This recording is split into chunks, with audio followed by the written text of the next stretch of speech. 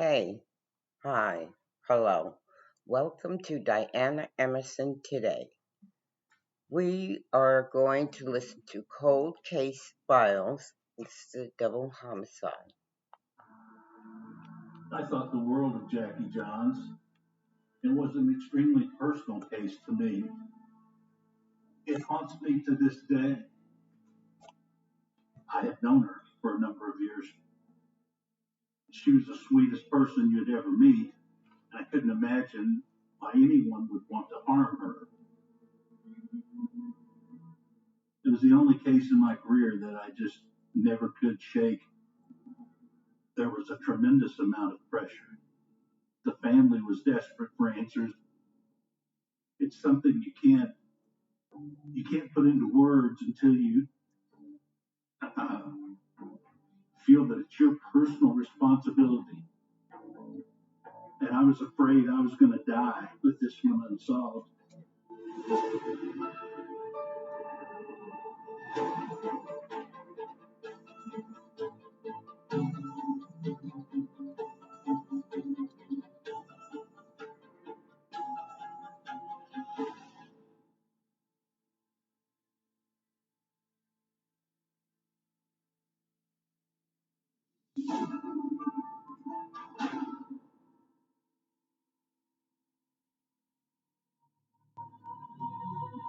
It was really, really foggy out. Jackie was at work. It was about 5 or 6 o'clock, and she wasn't getting off till like 9 or 10. And she called the house and asked if she could pick me up when she got off work. And when I went and asked my mother, she said, "It's foggy enough. There's liable to be a murder tonight, and you're not going anywhere." Jackie was my very best friend. To this day, I'll be honest with you, I feel like maybe it wouldn't have happened if my mom had let me go that In June of 1985, Jackie Johns has just turned 20 years old and lives in the tiny town of Nixa, a rural cattle ranching community nestled in the Ozarks. She was just a typical 20-year-old with a bevy of friends.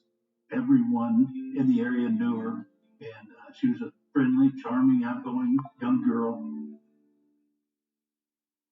Jackie worked as a waitress in the Nixa Selborne Cafe. It used to be attached to what we called the sale barn, where they had cattle auctions and so forth. It was a very casual restaurant. That's where I met Jackie years before. She's been a waitress there for some time. A bunch of cowboys. They come in with dirt and probably cow or horse manure or whatever on their boots, and we would serve them. Jackie always served them with a smile. All of us girls probably flirted at one point. Jackie and me both. I mean, probably more so her. Jackie would work at the cafe, and her boyfriend Cody actually worked at the sale barn. He was a very quiet type guy, a few years older, in the process of getting a divorce, but it wasn't final yet.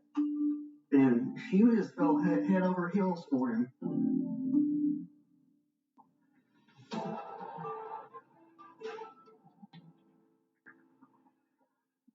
Oh, I'll never forget that day. My dad called and he said, "Oh, they found Jackie's car along the highway."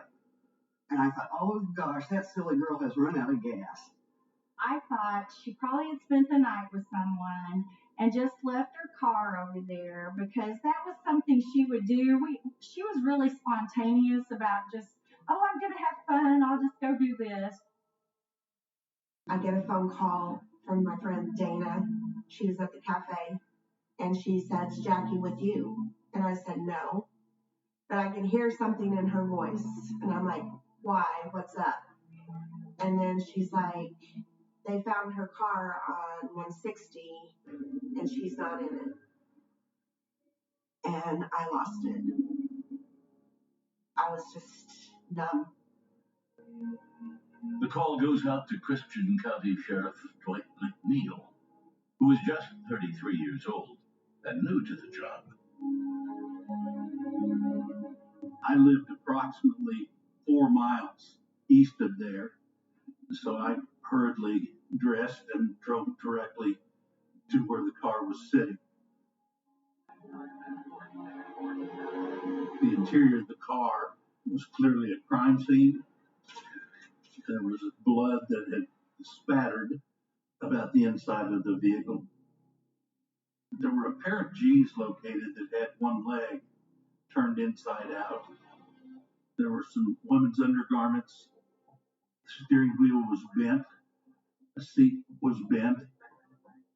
It was clear from the volume of blood that someone had been seriously injured and or died as a result of the activity in that car.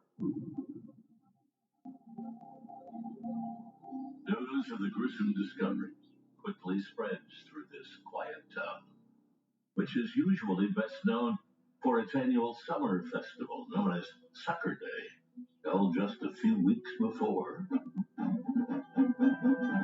Most of the small towns in southwest Missouri have some kind of local festival. I'm not sure how Nixa ended up with the suckerfish being sort of the mascot of their festival, but every year the residents in town would spend months catching suckerfish for this big festival. It's a big deal. It's just a celebration that's gone on for many years in the Nixa community. Each Sucker Day festival has its own queen, and in the early 80s, Jackie Johns wins the crown and leads the parade. I was very proud when Jackie was crowned Sucker Day Queen, because back then Nixa was so small, that was a big ordeal to get in the parade. I'll never forget how beautiful she looked.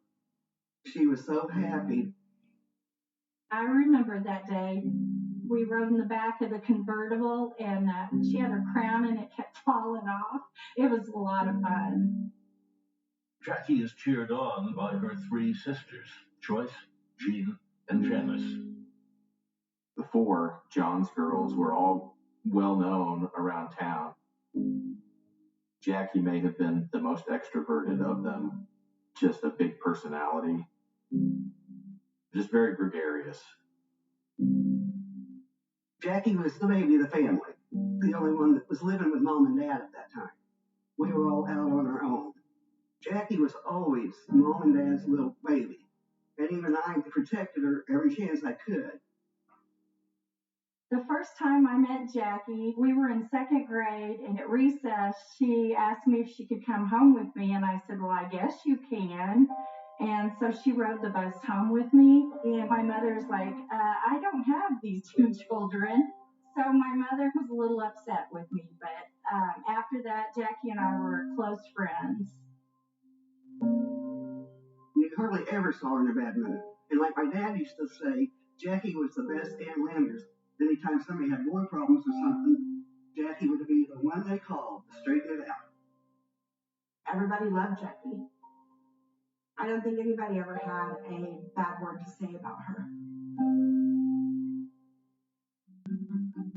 Jackie and I were cheerleaders together.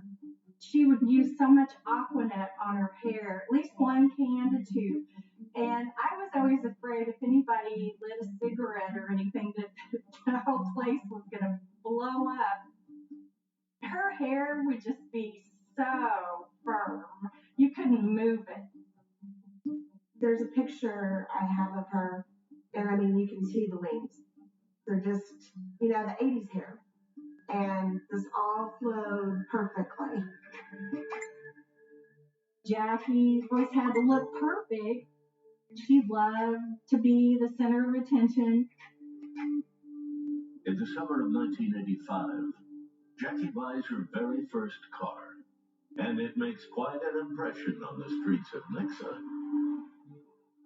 Jackie's car was a black Camaro, all red seats, and it had a spoiler on the back. She had nice tires on it. And that was her car. everybody in town knew it was her car. It had Jackie on it, the vanity plates, and she loved that car. It's that distinctive car that Sheriff Dwight McNeil finds by the side of Highway 160 early that summer morning. Once I was on scene, I requested assistance from the Missouri State Highway Patrol. Whatever happened inside that car was a very violent act. I was fearful that there might actually be a body in the trunk of the car, but there was also the possibility that Jackie might have been still alive.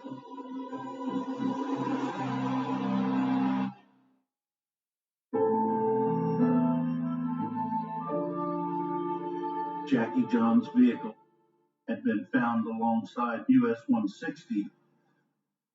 I was very desperate to find out where she was.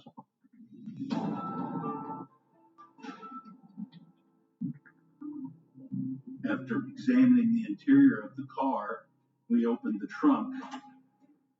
There was no body. There was a bumper jack lying loose in the floor of the trunk, which had a substantial amount of blood on the lug of the jack. I was very concerned about where she was and what condition she might be in. I also felt a tremendous amount of pressure to locate her for the sake of her family. In June of 1985, I'd been the sheriff for a little over 5 months. You were trained never to become personally involved in these types of cases, but there was no escaping that for me because I had known her for so many years.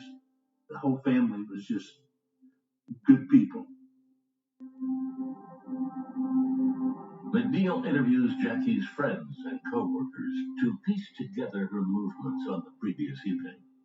On that night of the 17th of June, it was busy, super busy. So you don't get much interaction because you're just constantly cleaning tables or, whatever. In the middle of her shift, Jackie leaves the cafe and goes next door to the sale barn. For some reason, she went to the cattle side to look for Dana, her girlfriend. And that was very unusual. She hardly ever went over there. We still can't figure out why Jackie was looking for Dana that night. That's one mystery that we can't figure out. But then her boyfriend showed up close to the end of shift. She was outside talking to him, and I was sweeping and mopping, a little irritated because, she usually helps. And I come out the door that night, and she hollered at me. She goes, "Are you done?" And I'm like, "Yeah." And she goes, "Okay, I'll see you tomorrow." Jackie's sister Jean last saw her younger sibling just 3 days prior to her going missing. Her and a friend of hers came over to my apartment, and she's in great spirits. But Jackie shared with some of her friends that she felt like she was being watched. She did not want to be by herself anymore. She didn't want to stay by herself at mom and dad's. She wanted somebody there all the time. For some reason, Jackie was scared. On that fateful June night, Jackie Johns says goodbye to her boyfriend and co-workers and leaves the cafe alone. On her way home to mom and dad's, Jackie stopped at the 7-Eleven store. One of the items of evidence that we located in the car was a receipt which gave us a timeline of exactly when she arrived at the convenience store. She was her normal self, according to the cashier. He saw no sign of distress. He was under the impression she was leaving there and heading home, which was probably only 5 minutes away. Sheriff McNeil calls in the citizens of Nixa to help with the search. Like most of the Ozarks, the town is surrounded by sprawling, sparsely populated farmland. Starting at 9 this morning, the search for Jackie Johns got underway. We actually set up a command post in the parking lot of the Sail Barn Cafe. There were people on horseback, ATVs, motorcycles.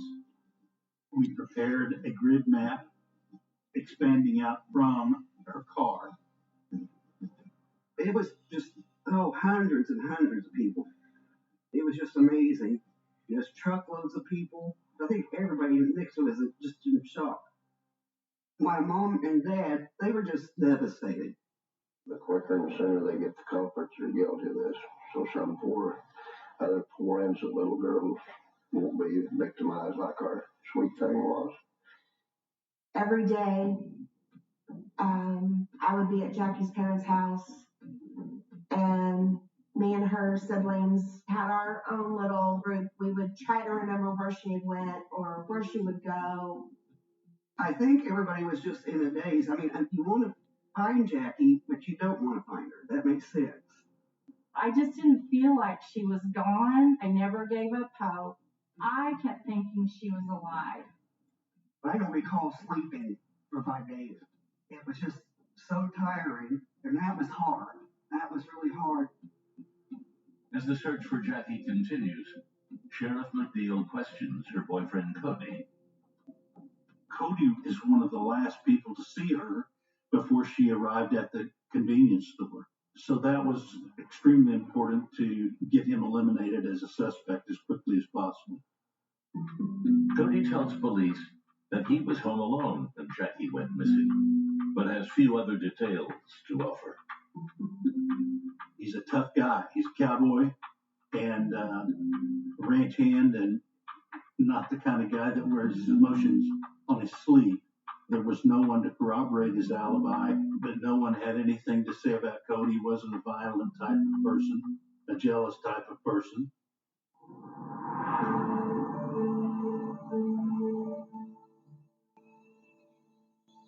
"4 days after Jackie disappeared, her parents get a phone call that confirms their worst fears. I was actually at my mom and dad's house, and the phone rang, and it was one of my dad's friends.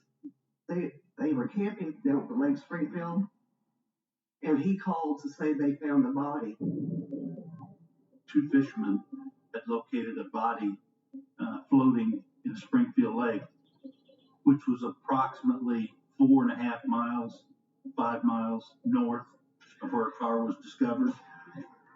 The body was still floating, a nude female, but there was no question of who it was.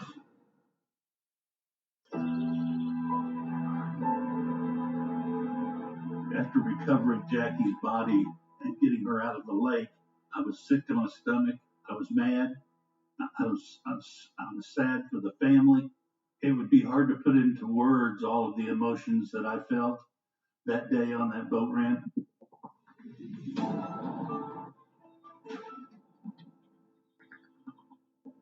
You feel that it's your personal responsibility. As the sheriff of that very small department in 1985, had 5 deputy sheriffs to cover 600 square miles. To say that we were understaffed and we were short of resources is not an exaggeration.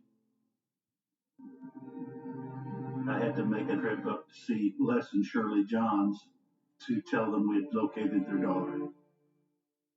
That was one of the worst experiences you can have as a law enforcement officer. When you know the people, when you know them on a personal level, it makes it twice as hard. The officers, you could tell they were just as devastated as the rest of us. And you could tell it really took a toll on them. Dwight knew Jackie personally, so that was what was really even more devastating for her. They didn't want us to see her body. They had cut off Jackie's rings, and that's how I identified her. I definitely recognized the rings because one of them I had given to Jackie for her birthday, a week and a half before she was killed. A lot of tears, anger. It was devastating.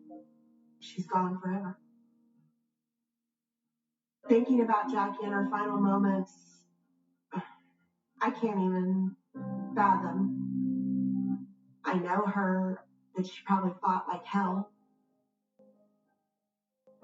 After Jackie was murdered, our family was just never the same.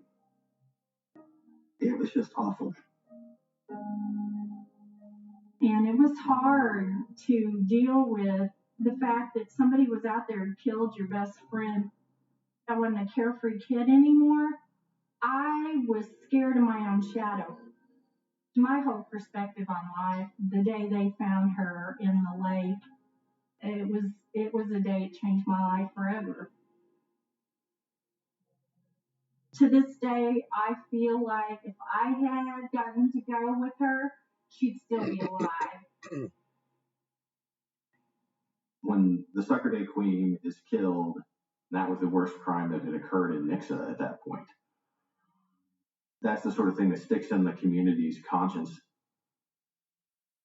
The autopsy on Jackie's body revealed that she died as a result of blunt force trauma, and that she had been apparently raped. There were puncture wounds that were consistent with the lugs that were on the face of the bumper jack. We were also able to recover a semen sample, which was fortunate considering the length of time she'd been in the lake.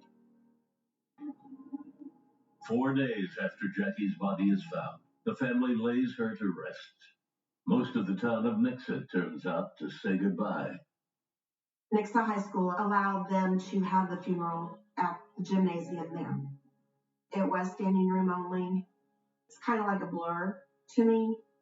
My dad preached part of the funeral, and he said, "Sonny, please, if I see you crying, I won't be able to get through this." And so I stayed stoic for my father. We videotaped people coming and going to see if someone appeared that we perhaps should be considering as a suspect. It just seemed like one of the few things that we had available to us at the time. There were a lot of people there, but we did not see anyone that looked out of place. We interviewed other employees from the Sail Barn Cafe, as well as the folks who regularly frequented that restaurant. Multiple officers were conducting multiple interviews all day, every day. Almost immediately, one regular customer at the cafe stands out. We learned that there was someone who had been acting strange at the cafe around Jackie on one or more occasions. Jackie kind of was getting creeped out about this guy. He was a little off, but he would bring her flowers, he would bring her candy.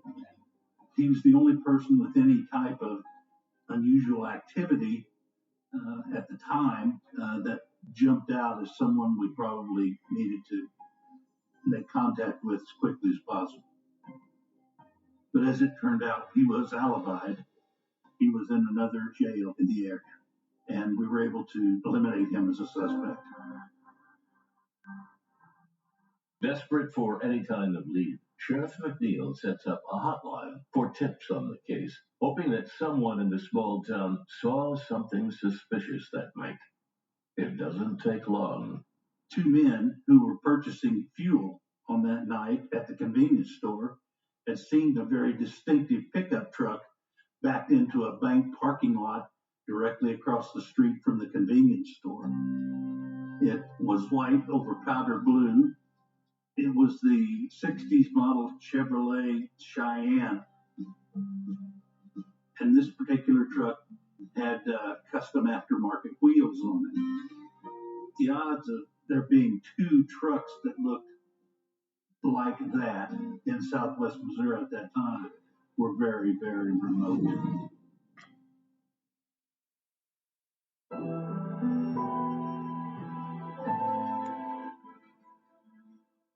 Sheriff Dwight McNeil hopes that he's finally caught a break in the Jackie Johns murder case.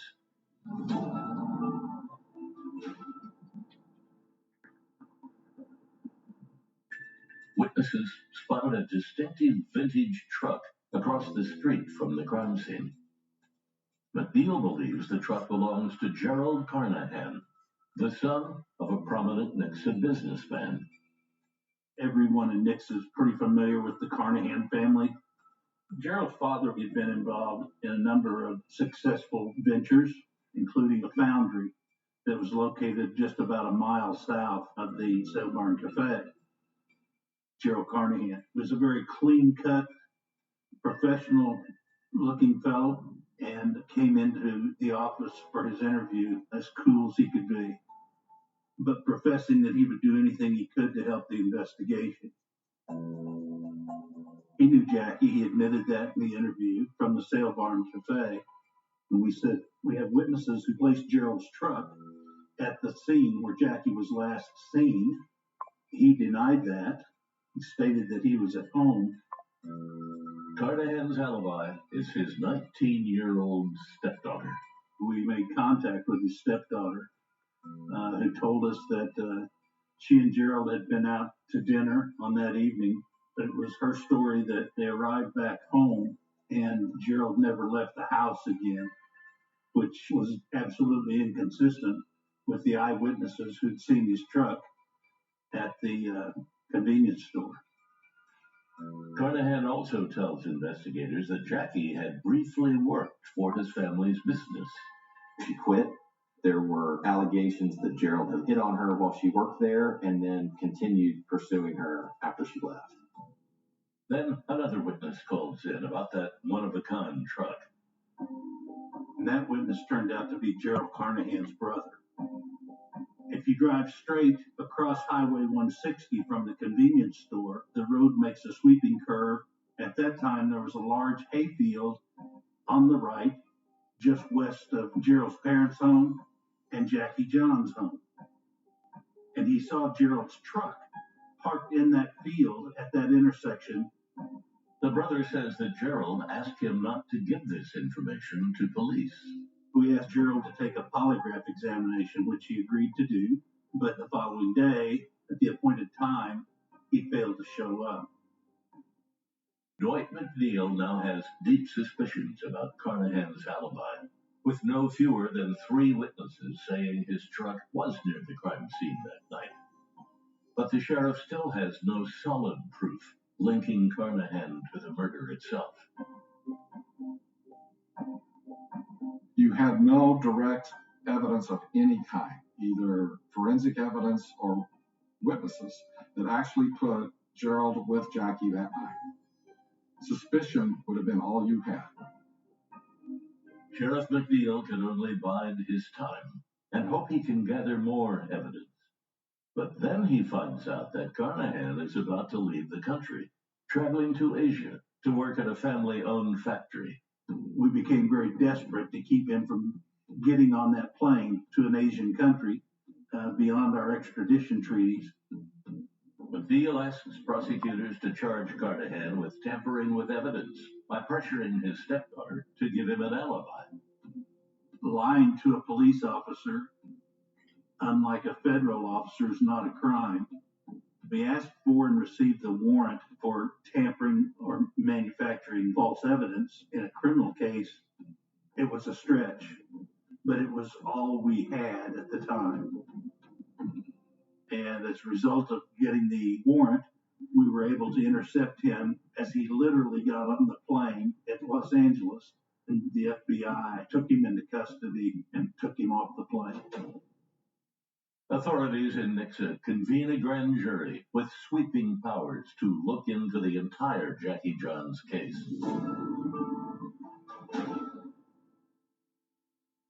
The grand jury, as far as I'm concerned, its role is only one more investigative step in hopefully resolving this thing quickly.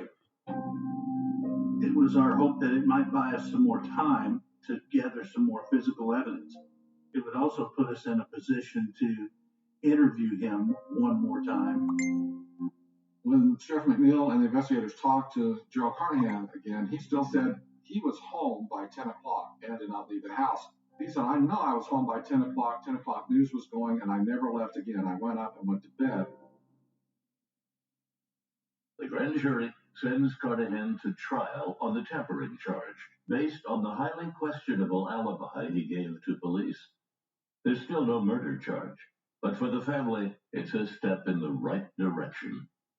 This is what we've been waiting for. I want the guilty person taken care of and the innocent turned loose. The judge throws out the charges for lack of physical evidence. We were doing everything we could and everything in the book and then some, but we still weren't able to get it done. With the charges dismissed and no more leads, the case of the murdered festival queen turns as cold as a winter day in the Ozarks.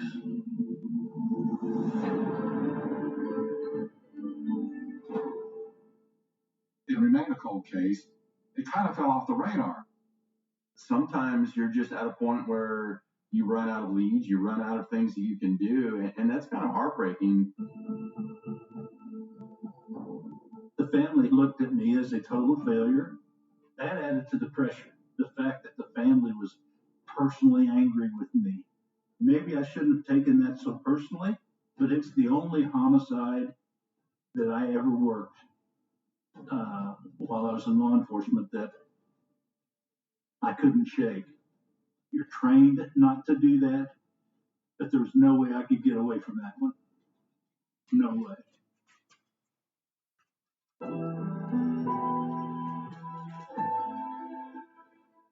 I was born in Springfield, grew up there and in Nixa, so heard a lot about the Jackie Johns case as I was growing up. It was kind of unavoidable. I think this case haunted a lot of people. It changed the way that I raised my kids. I have a daughter. She's 21 now. When she would think we were being too strict on her or something with her curfew, I'd say, I can go through that again, if something were to happen to you.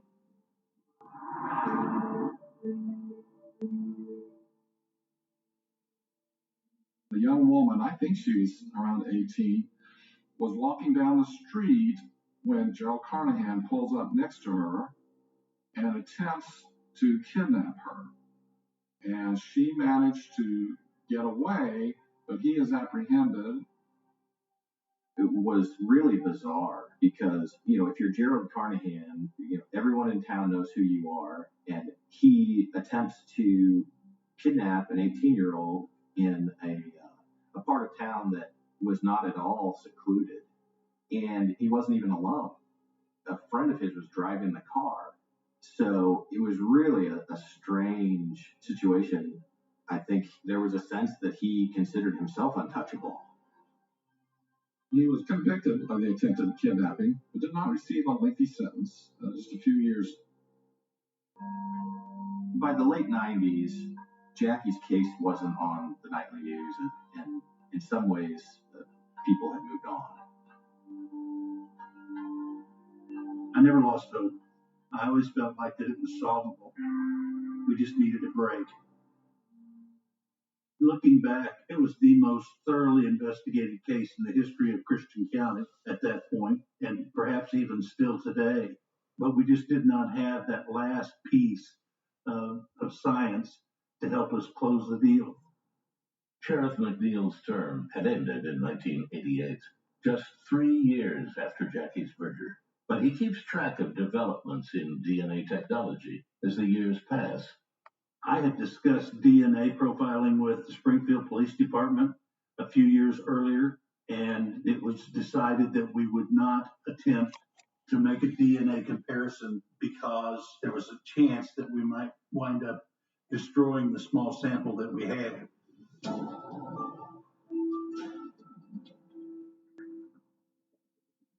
Sergeant Daniel Nash, the new cold case detective at the Missouri Highway Patrol, picks up the baton. DNA is becoming more mainstream now, and we can do a lot more than we could. But because the swab had been in the water for multiple days, it was a big concern that may be for naught, but we decided to do it anyway. With just one little sample left, there was no telling what was going to happen. Miraculously, enough of the sample has survived. The samples did show degradation, but sperm cells are one of the most resistant cells in the body, to breaking open and releasing their DNA. Their job is to get through to the egg to fertilize it through a harsh environment. So the profile from the sperm fraction was nearly complete. It's August of 2007. I remember distinctly, Dan Nash informs me that the lab has actually finally been able to develop a DNA profile. I immediately thought, oh my, that's awesome, that's great. We have this DNA, but now who do we match it to? I immediately thought, it's probably going to be the boyfriend. I mean, in any kind of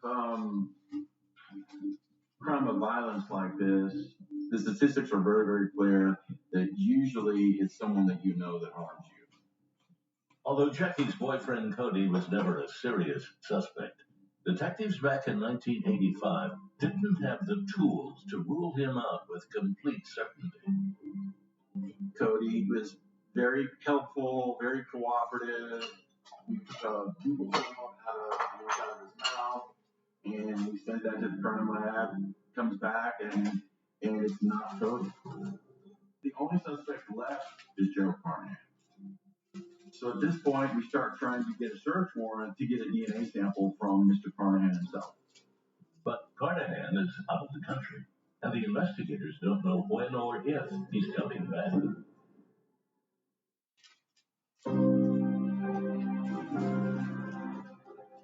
Investigators finally have DNA evidence that could solve the Jackie Johns murder case, but their prime suspect is overseas, beyond the reach of the law.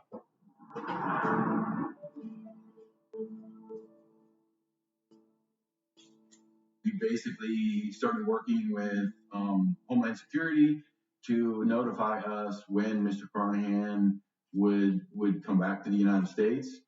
And probably 6 or 7 months after that, we get a call that says Mr. Carnahan is on a flight and he's landing in New York, and then he's going to be traveling to Springfield. We were concerned that he would not be cooperative, so we came up with a ruse that myself and another investigator went into the office of the company, and we told the receptionist lady that we were high school friends with Mr. Carnahan and that we were planning a reunion. We sat down and he says, I don't think I remember you guys from school. What was your names again? What's this all about? And then that's when we told him that we had a search warrant for his DNA, and we said this is about the Jackie Johns death investigation.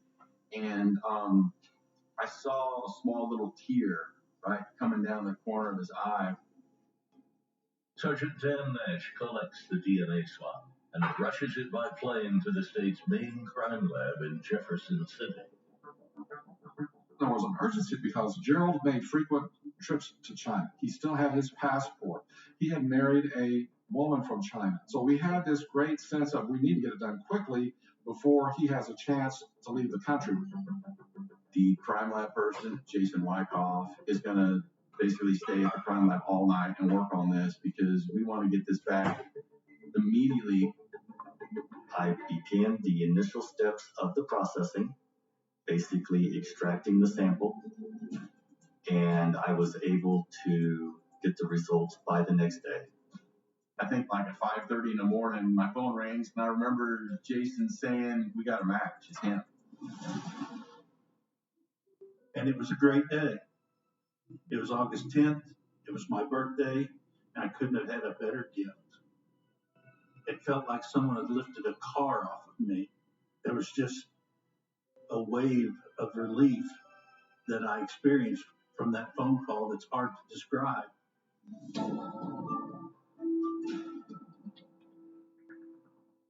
Prosecutor Darrell Moore charges Carnahan with the rape and murder of Jackie Johns. When they brought him in handcuffs, that was a total relief. Finally, he's getting his justice, right here. And I don't know, a lot of anger. I just couldn't hardly stand to look at him. There was a lot of anxiety in the courtroom.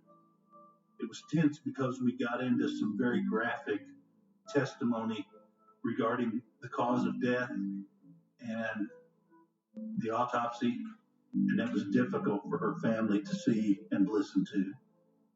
The family agrees to waive the death penalty to shorten the trial, in the hope that Jackie's ailing 83-year-old father will live long enough to see justice served. My dad just didn't feel like was up to going up to the trial, so we just call him and update him all the time.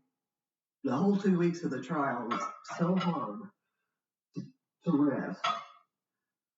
It was awful. So when they called us back in and said the jury has decided, we all piled back into the courtroom and just sit there and held hands and just waited.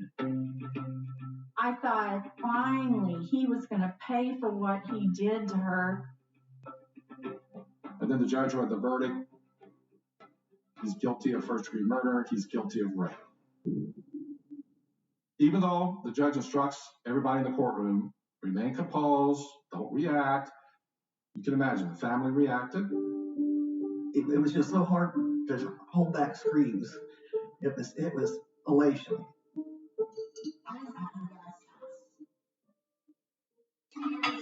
There's a joy. I mean, relief. He got to see it, thank goodness. The jury sentenced him to 2 consecutive life sentences without the possibility of parole. Life without parole. Well, I've got 4 or 5 news people. I'm going to make Hollywood before the day's over. It's not really closure, but I feel like there was justice. You know, finally. That's an awful feeling to think that he got away with murder for 22 years. I would be less than honest if I didn't say there was an element of personal satisfaction, because every police officer has one that they carry with them to the grave. And I was afraid I was going to die with this one unsolved. It's really hard to talk about her, to have your friend ripped out of your life and not have that person there anymore. It was probably the hardest thing I've ever gone through. So it was very hard. What I miss most about Jackie, her friendship. Was always there if you needed your shoulder to cry on. I mean, her smile. That was probably the best.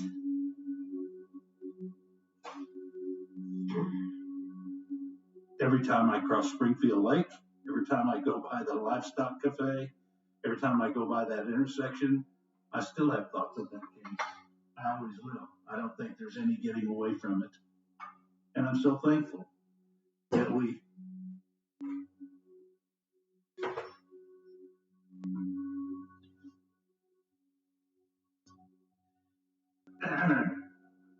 were finally able to resolve that. But I'm just glad it's finally closed.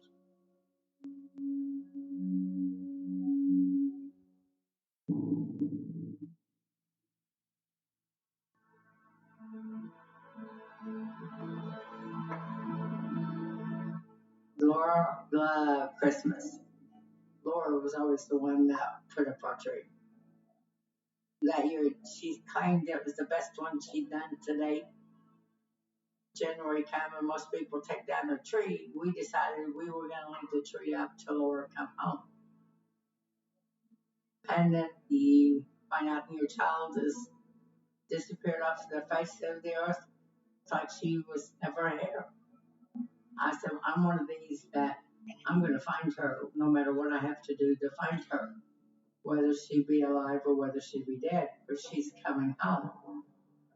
So you can help us or you can get back.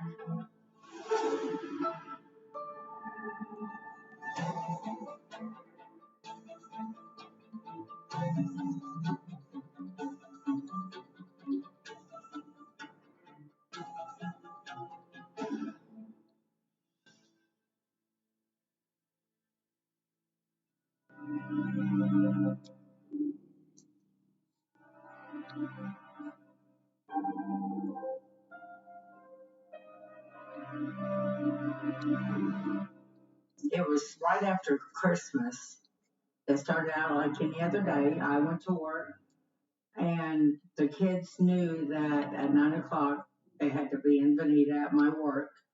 We were going to stop and get their dad at his work and go to the dentist. About 8:40 in the morning, my son calls me and says, "Mom, the Freeman's home was on fire." Laureen's daughter, Laura Bible, spent the previous night at the Freeman's house, celebrating her friend Ashley Freeman's 16th birthday. On the morning of December 30th, a local resident who was driving to work observed the fire at the Freeman's residence. And this person stopped between 5:30 and 6 a.m. and actually called in the fire with the Welch Volunteer Fire Department. One of the county deputies walked into the place I worked and said, "Lorene, I need to talk to you." So we go back to the office, and his first words were, "Do you know Ashley Freeman?" I said, "Yes, she's my daughter's best friend. In fact, Laura stayed again last night with the Freemans.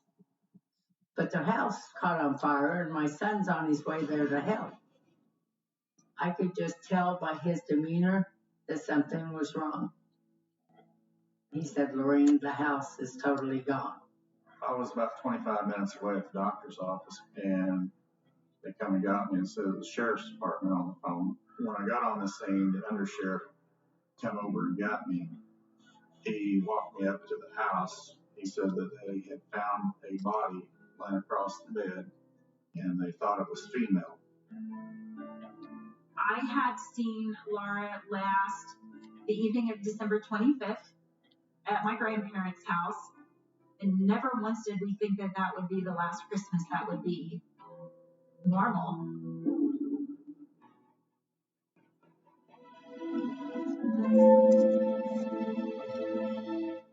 My husband Jay and I were married in July of 1978, and in 1980 we had our first son, which is Bradley, and then we had Laura. She started walking when she was 9 months old, talking by the time she was a year and a half. By 2, she could put full sentences together and talk an adult conversation with you. So she talked all the time. No matter what she's doing, she'd talk up a storm. One of my favorite memories, we went to Colorado one year, and she was serenading everyone in the car. Later, once we got to Colorado, she goes across the road, climbs up on the side of this mountain with her boombox, and starts blasting Reba McEntire music. All you could hear was her voice over the top of the whole valley, as loud as you can possibly imagine. She loved being out with the farm animals.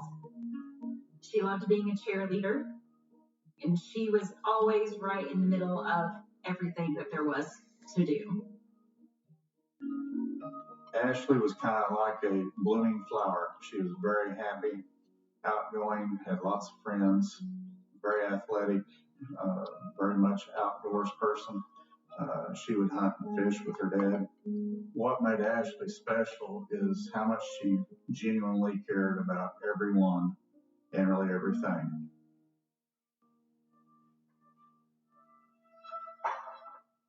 When Ashley and Laura were little, we lived a mile between the two houses.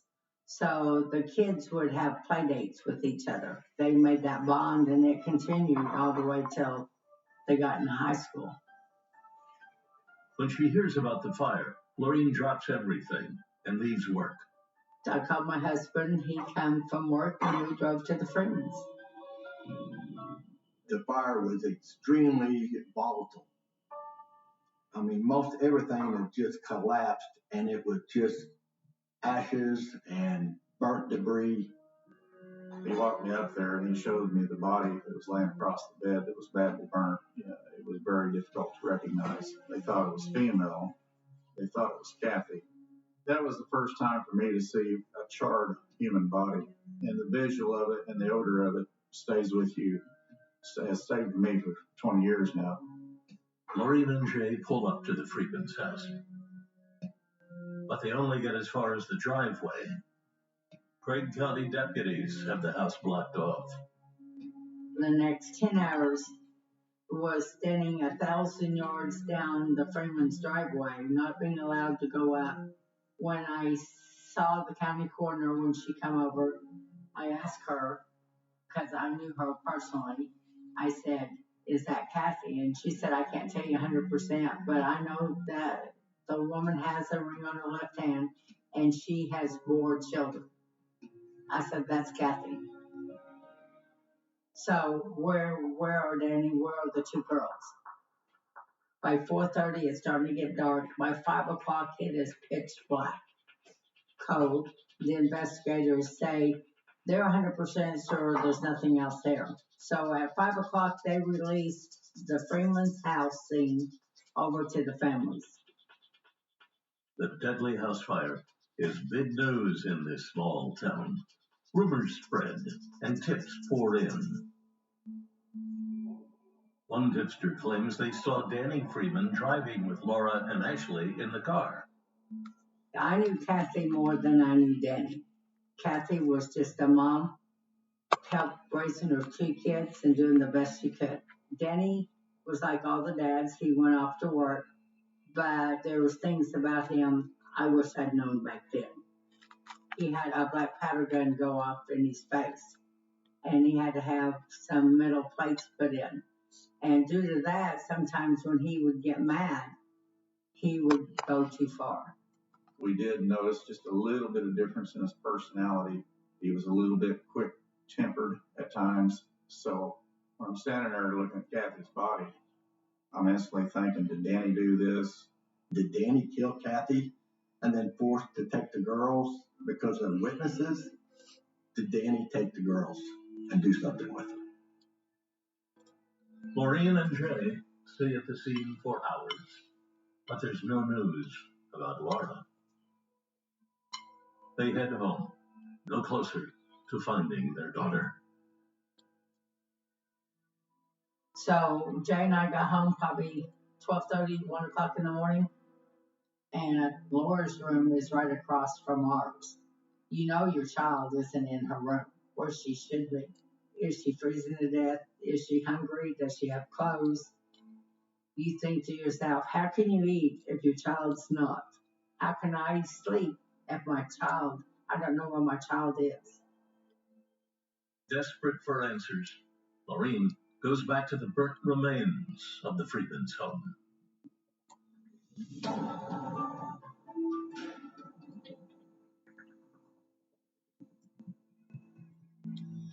So by the next morning, Jay and I go to the Freemans. When you walk into it, so everything's kind of wet and you smell the burn. The floors had all fell all the way to the ground, and you looking around and you say, how can they say the girls couldn't be here when the refrigerators, the deep freezes, the tables, the chairs fell down? How do you know the girls are underneath any of this stuff? And then you look over and you see there's something up there on that floor. Jay climbs up on the floor and then he helps me up. On there and we looked, you could instantly tell it was a body of a man. He had no face. No face. The next morning, I immediately drove back out to the farm. And as I pull in, Jay is motioning for me to come up in the burnt house. So I get up there where Jay's pointing, and I see what looks like a charred body laying there, and I see shiny metallic material in the forehead. Well, I instantly knew that was Danny.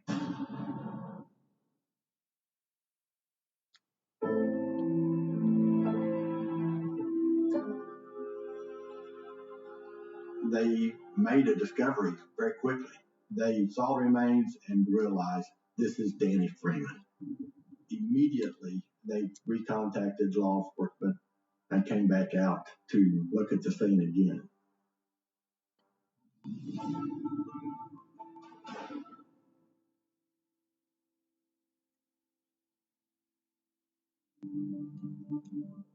Maureen and Jay find Danny Freeman's burned body when investigators could not. Laura and Ashley, however, are still missing. your heart sinks into your stomach. It's something that you don't want to believe, but it's right there in front of you. You know you have to. And then your mind immediately has to go to the girls. We got to find the girls. It's a really bad feeling to see Danny laying there and then not knowing where his daughter's at and her friend. The county boys showed up. They were telling us we needed to get away from the scene. What made me mad was when they did not find Danny. We found Danny, we found Kathy, and I said, you better tell him he needs to stop and he needs to shut up. Yesterday was your day. Today, I'm in charge. So you can help us or you can get back. At that point, we decided that we were going to look through everything. Let's do the living room. Let's do the kitchen. Because Danny was here. The girls should be here too. And then you get back to the bedroom that the girls would have slept in. We didn't find them. Maureen does, however, find something belonging to Laura among the ashes. I found Laura's purse. She'd gotten her Christmas money, which she took with her because she was going to take Ashley and buy whatever Ashley wanted for her birthday. Detectives discover the fire wasn't the cause of death for Danny and Kathy. Investigators now say they were killed, each by a single gunshot wound. Remains were taken to the medical examiner's office. They determined that Danny and Kathy had received a wound to the back of the head that was consistent with the shotgun blast and actually recovered some shotgun pellets. Now we've got a whole new mystery. What happened here?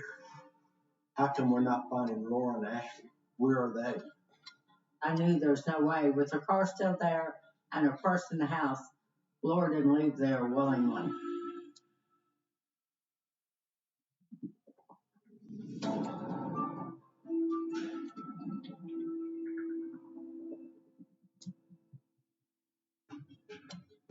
We did a grid search within a 10-mile radius of the Freeman property. We announced it over the radios. Anybody that would like to come out and help us, they were more than welcome. Eager to find the missing girls, hundreds of people from Welch come out for the search. I was a friend and a classmate to Laura and Ashley. We felt the need to just be there and to search and to look and to help. I remember it being colder and searching and walking and a song coming to my head, Way Beyond the Blue. I remember just thinking, keep singing the song and I'm going to find it. It's going to lead me to them. You know, you would do anything in that moment just to find them. We have to find the girls because whoever killed Danny and Kathy could do anything to those two girls. I can just remember all the people that were there that showed up for two young girls because they loved each other. They loved our community. I mean, it was several miles. We had way over 100 volunteers show up. We had volunteers show up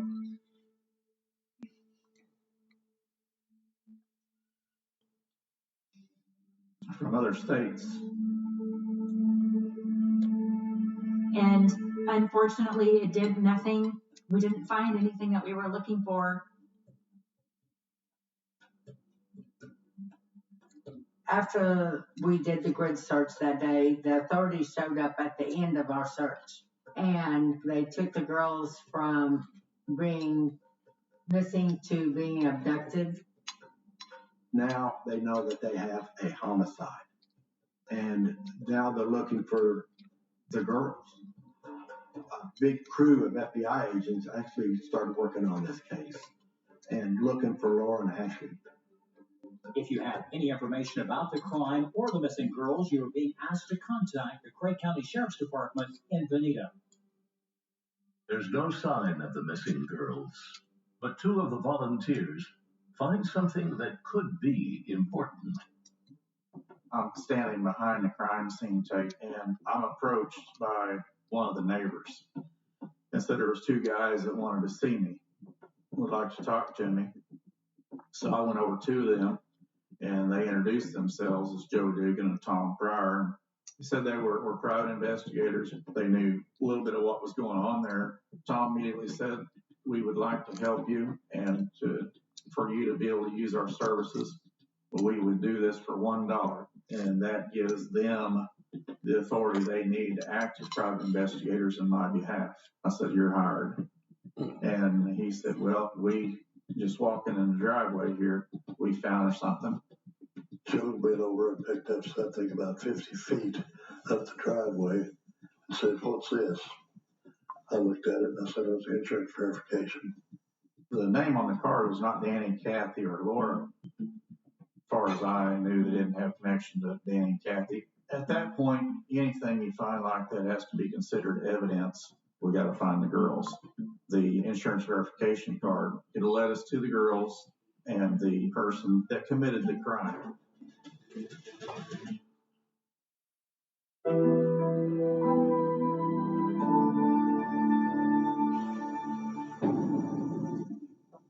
It was just after the murders. A very strong piece of evidence surfaced. An insurance card was found at the scene.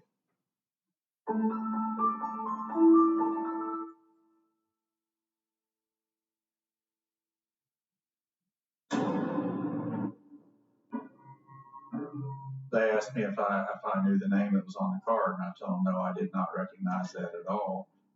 The owner of the vehicle lived in Chautauqua. They interviewed her on January 3rd, and she said, "I don't know why my insurance card was found at the scene." The woman tells investigators she's not the only person who uses that car. Her boyfriend, Phil Welch, drives it too. The private investigators take the card to the authorities. Joe presented the insurance verification card to the agent. His comment was, "What the hell makes you think that that insurance verification card has anything to do with this investigation?" And Tom Pryor says, "What the hell makes you think that it doesn't?" He just turned and walked away.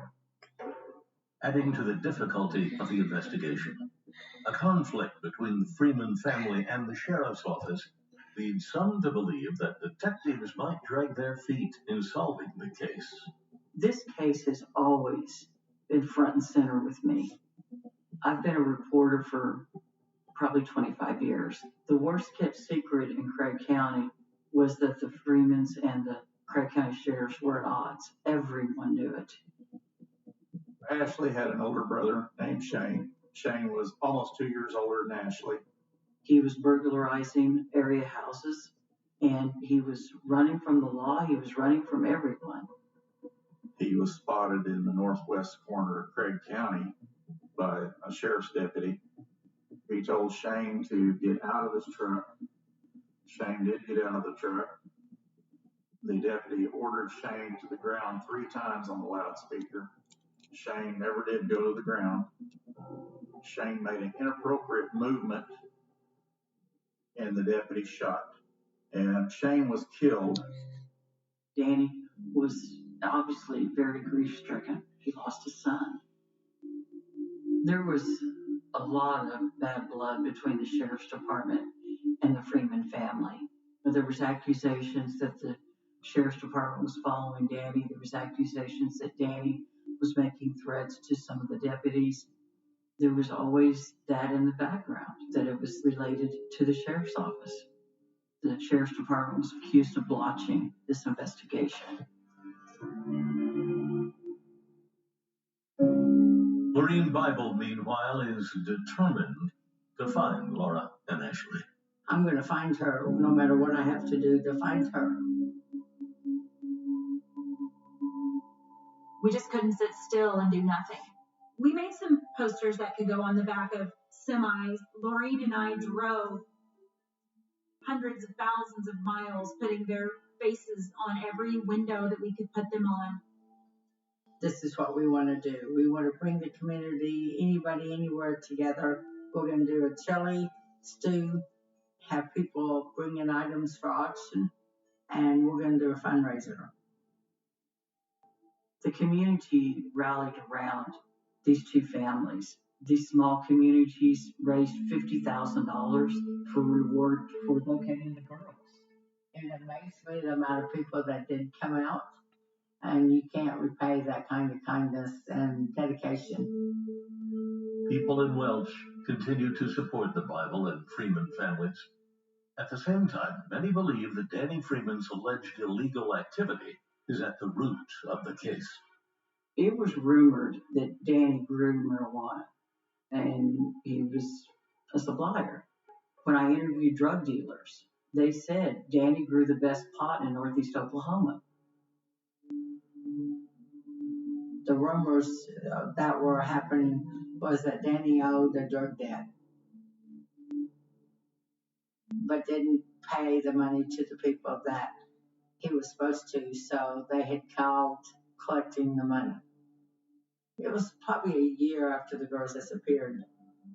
One of the informants that had come forward to the FBI, he had called Jane and I, and he said he told them that we needed to go look over in the Miami area at the Mexican cartel. And I'm a mom and I want to find my child and I will do whatever it takes to find her. I sent word back to this person, I want to meet him. So you tell him when he wants to see me, I'll be there.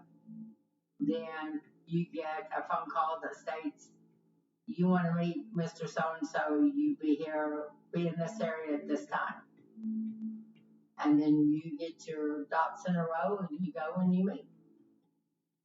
I have a mother-in-law, Jay's mom, Dixie, scared to death first, and she's like, what if they shoot you? And I said, well, if they start shooting at me, I must be close.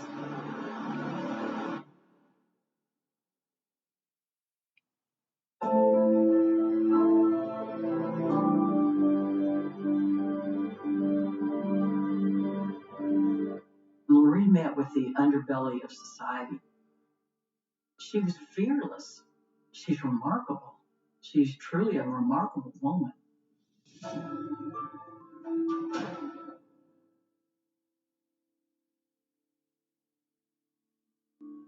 Lorene Bible vowed to do anything to find her daughter, even if it means meeting with a ranking member of a drug cartel. We go and we go to the place that we're going to meet, and it's pitch black. You turn off your light, and you wait for this vehicle, and I get out of the car, he gets out of his truck, and you meet. He said, how do you know I'm not packing? I said, how do you know I'm not packing? And at that point, he said, was you not scared to talk to me? And I said, no. I think that the fear of not knowing where her daughter is will always overcome fear of any other human causing her harm. He just says, I hear you want to talk to me. And I said, I need to know if the girls were taken and if Danny was killed because he owed you money. And he said, two things, ma'am. I don't kill women and I don't kill children. I believed him 100%. Leads eventually dry up. Investigators have nothing new to tell the families. By Christmas of 2000, the case of the missing teenage girls goes as cold as the night they vanished. The families hold a memorial service for Laura and Ashley. The first Christmas without her was hard. My aunt and uncle would not take the tree down, so the tree stayed up. Because in your mind, she's coming home. So we weren't going to take the tree down until after she come home.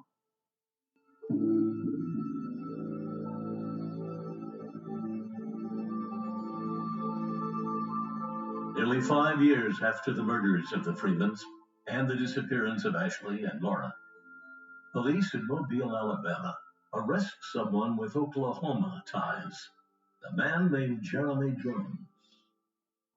Jeremy Jones gets arrested in Mobile, Alabama on a charge of rape and murder of a woman named Lisa Nichols. He starts confessing to other crimes, other murders. a whole series of murders. All told, Jones confesses to killing 13 people across 5 states.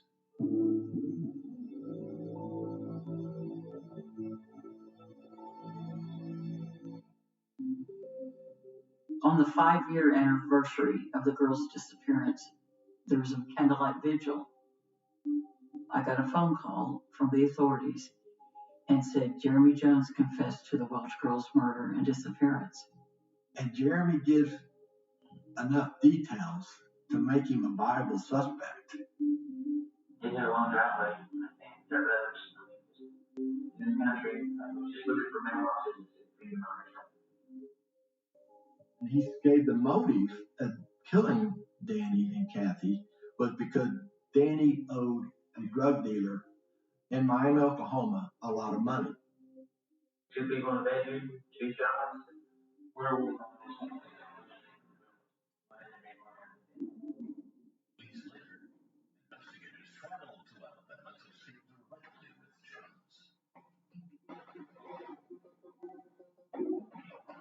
He alleged that after he killed Danny and Kathy, he set fire to the residence, and Ashley and Laura come running out of the residence. He says he takes them to an area near Galena, Kansas, kills them, and throws them down a mine shaft. There's a big search. They did locate the mine shaft, but they didn't find any evidence of the girls being in that mine shaft. Then Jones takes it all back, claiming he wasn't involved. It's hard to get in someone's head like this. Why did he confess to something that he did or didn't do? You don't know.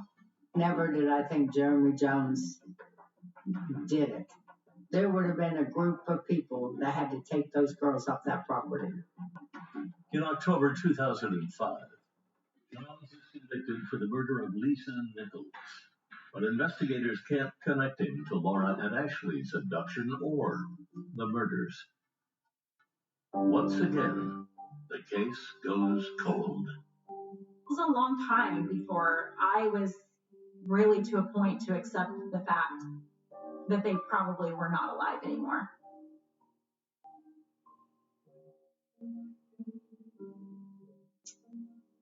Sorry. Sometimes it just comes out of nowhere.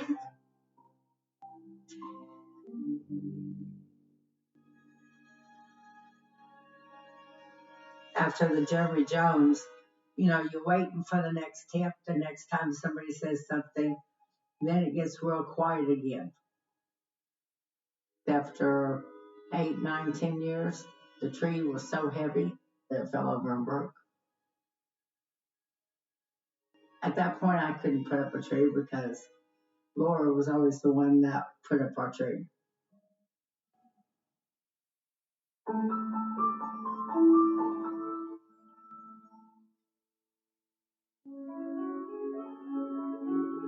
I knew the case had grown cold. So I contacted my boss and I said, I would love to look at this case. He said, yes. So in 2011, I actually started working, and the case file was so huge. I mean, I had to go back and read this thing 2 or 3 times. So many names and so much information. It's just mind-boggling. Surely in all of this information, the suspect is in these reports somewhere, somehow.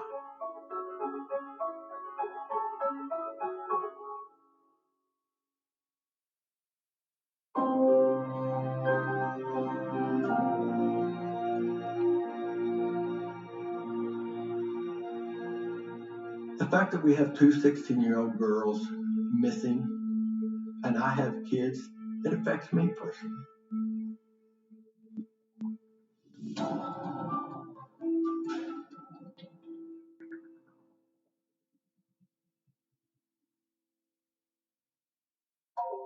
Determined to crack the case, Stansel wants justice for the missing girls and Kathy and Danny Freeman. In 2013, he joins forces with the Oklahoma Bureau of Investigation, hoping to thaw this ice-cold case. So me and Gary actually got together and decided that we were going to work the case together. We got approval on that.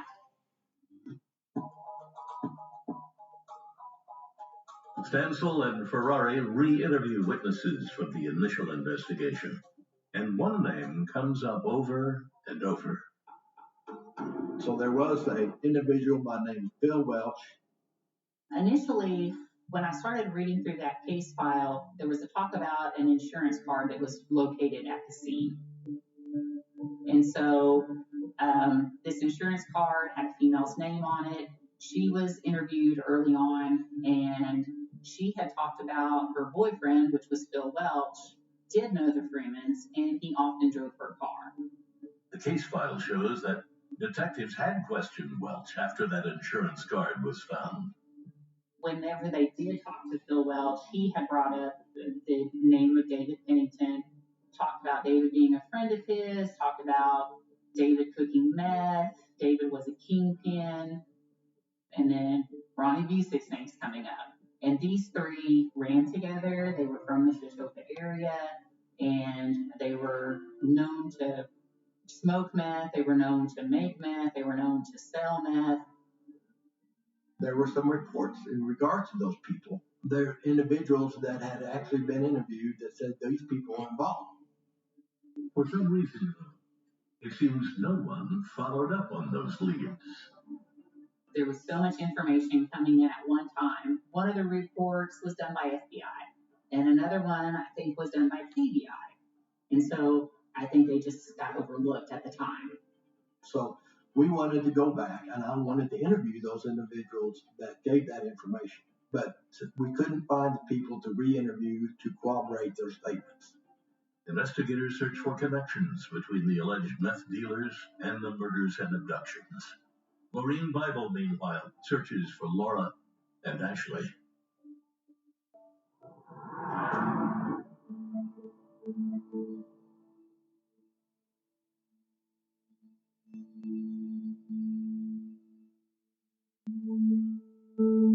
My niece Lisa had a friend say, hey, social media is up and running now.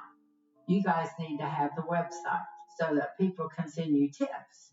So she helped my niece get the website up and running, and that's when we started getting tips.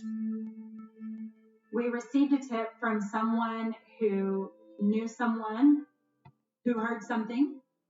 We were told that there were pictures of the girls bound and gagged, Polaroids of them that had been taken, that they were being held against their will, and other things had happened. Rumor had it there was pictures of them and this was done to them. You don't really focus on that part, because if you do, then you'll stop.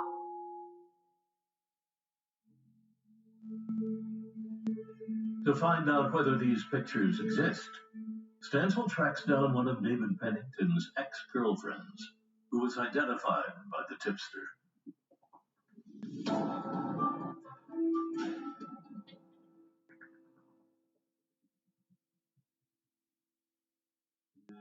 I get information about a woman who actually lived with David Pennington and found out where she lived and went to interview her. I said, do you ever hear them talk about anything about these missing girls? And she said, yes. I overheard them talking about their involvement with the missing girls, and that they actually insinuated that they had molested them. No. I didn't ask, but she volunteered to state that. The other guy used to brag that he took pictures of girls tied up. I guess all three of them, molested them. A few months later, I interviewed Phil Welch's second girlfriend at the time. And when we asked about details of these pictures, they were without a doubt believed that it was Laura and Ashley. They said that the girls in the pictures, they were bound, they were gagged. One of our witnesses was able to tell us that she saw a bedspread that she knew because she dated Phil. She was able to tell us then, without a doubt, that that was Phil's house where she saw the girls. So we start looking at the three of them. We find out that Phil Welch is already deceased. David Pennington is deceased. But Ronnie Busick, we found out that he was still alive. People told us that he was pure evil, that he was the devil. There was people that were just terrified of him. Most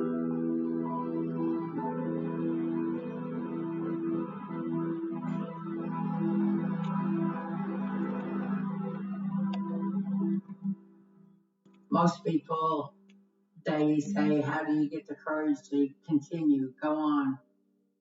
It's because I don't want to be a parent and not know where my child is. I have to do something every day, so I know at least I'm looking.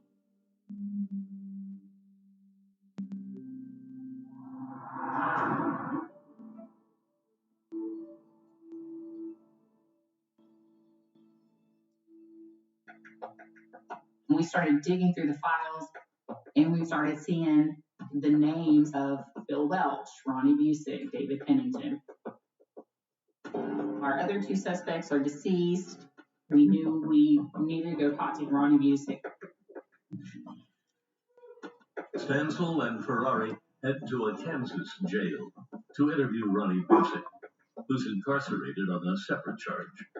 Busick might be their last hope of finally solving this case. Kind of just kept it casual at first. Do you know a guy by the name of Phil Welch? That name sounds familiar. And then the more that we talked to him, then it was, yeah, I used to hang out with them. I used to cook meth with them. We did other interviews with him. He still wouldn't give us information. I knew what happened to the money that you got, but I don't. We finally decided there was sufficient information to file charges on Ronnie Busick. So we put together a very lengthy arrest affidavit.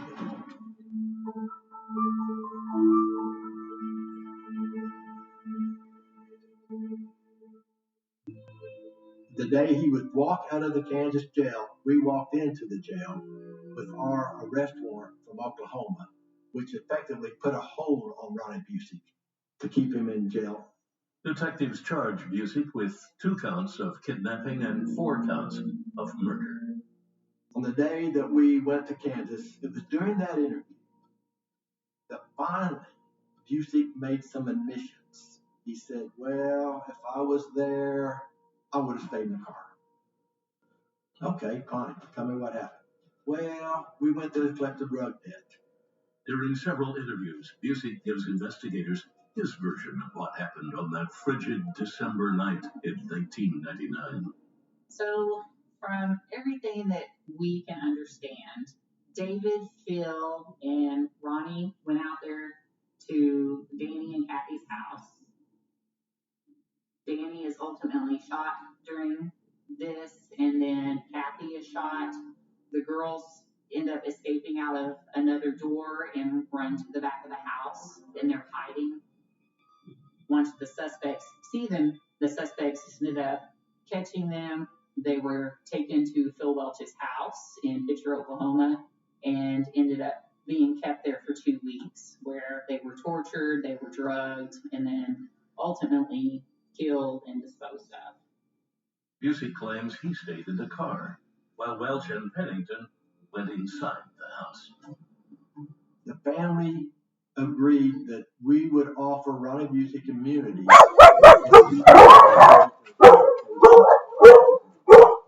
Finally, with the trial looming, Ronnie Busick pleads guilty to his part in these war crimes. Prosecutors agreed to drop the original charges of first-degree murder and kidnapping if Busick will agree to help find the girls. He's given us some places to go and check. He's told us we might check a root cellar. Took him out there to show us the area. We did a dig out there. We didn't find anything.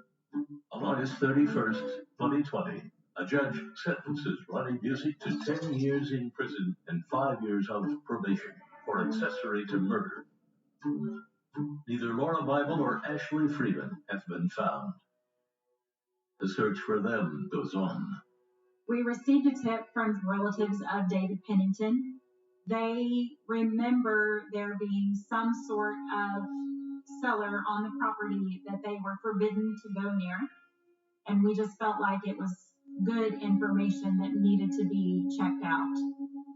we just really had hoped that there would be something there, and there just wasn't. You have to go back and think about that opportunity that was missed. It was on January 3rd, 4 days after the murders. Phil Welch's name surfaced. I think maybe the authorities could have found the girls with that early lead. I had dreams of it being her wedding day, and I was standing at the front of the church watching her walk down the aisle. And when her dad lifted her veil, she had no face. I think having part of the truth kind of helps to know, but we still don't have that closure. We have a memorial set up, a picture where the trailer was that the girls were held into. We've turned it into a memorial site. But that's not who she was. She was more than just a girl that was abducted, murdered, tortured. She was more than that. I have 3 grandchildren now, and they all say, Nana, well, you have no tree. According to my granddaughter, she's going to help put up the tree. And she wants to put her daddy's and her Aunt Laura's tree ornaments on the tree. She told me, I will do it. I will help you.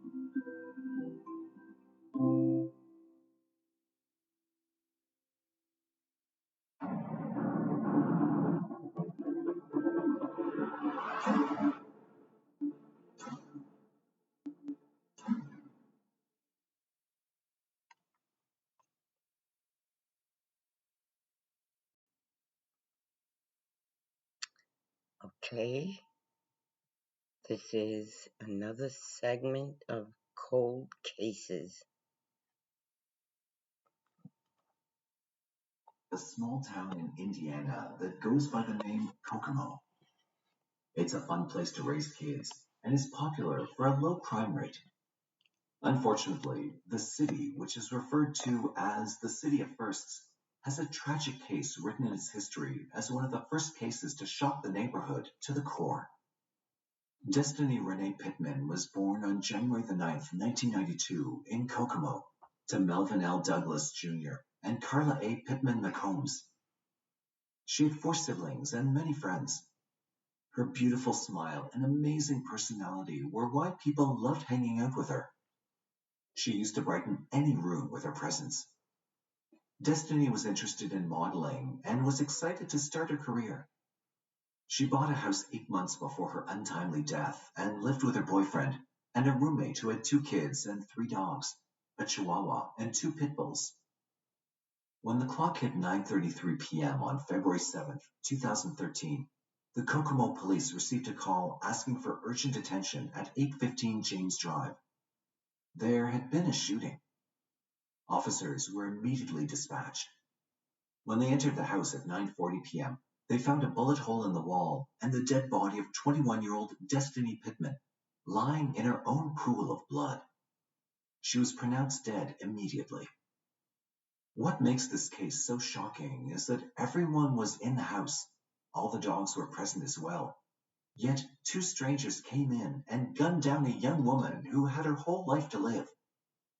They came in, killed her, took cash and drugs, and ran away without any trace.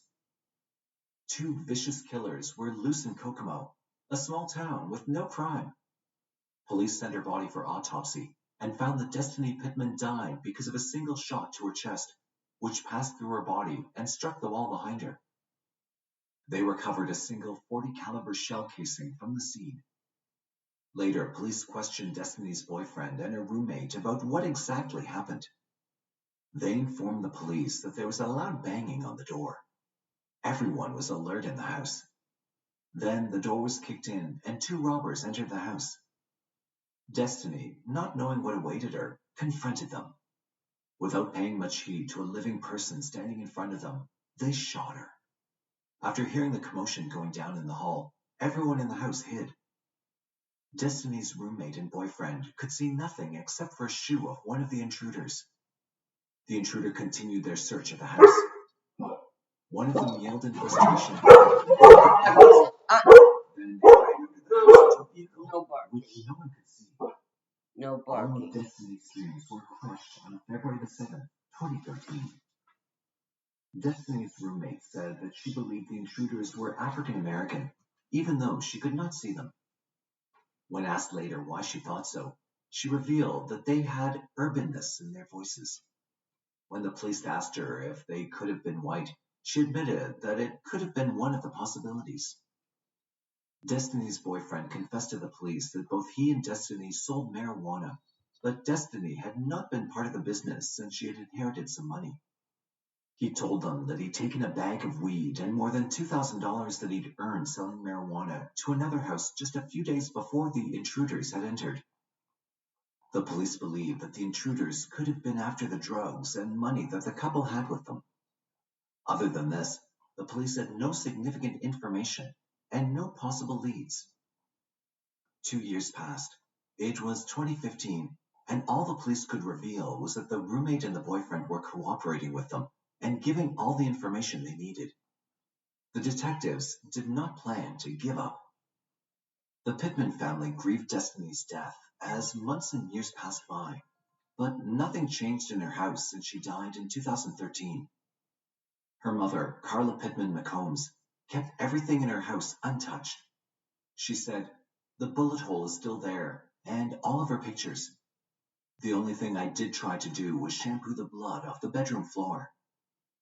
Her family could not overcome her death as her mother still cried a lot and was depressed.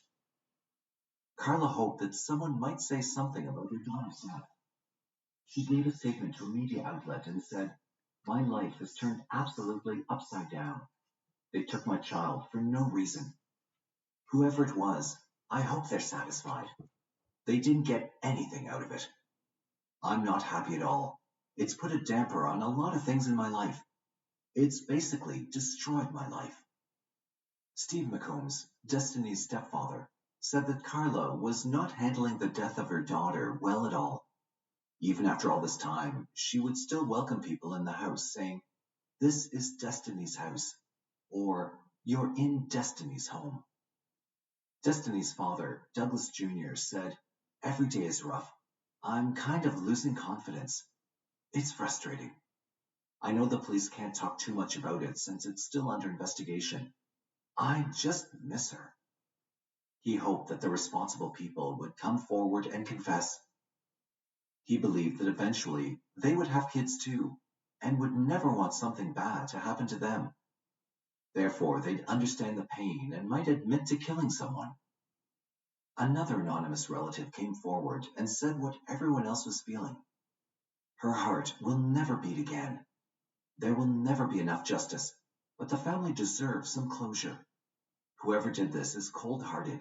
It's just ruthless. The captain of Kokomo Police Department, Teresa Galloway, released a statement saying, "It's still an open investigation. We've not declared it a cold case. We're still taking tips and pursuing all of them. We encourage anyone with information to please come forward." But no one ever did.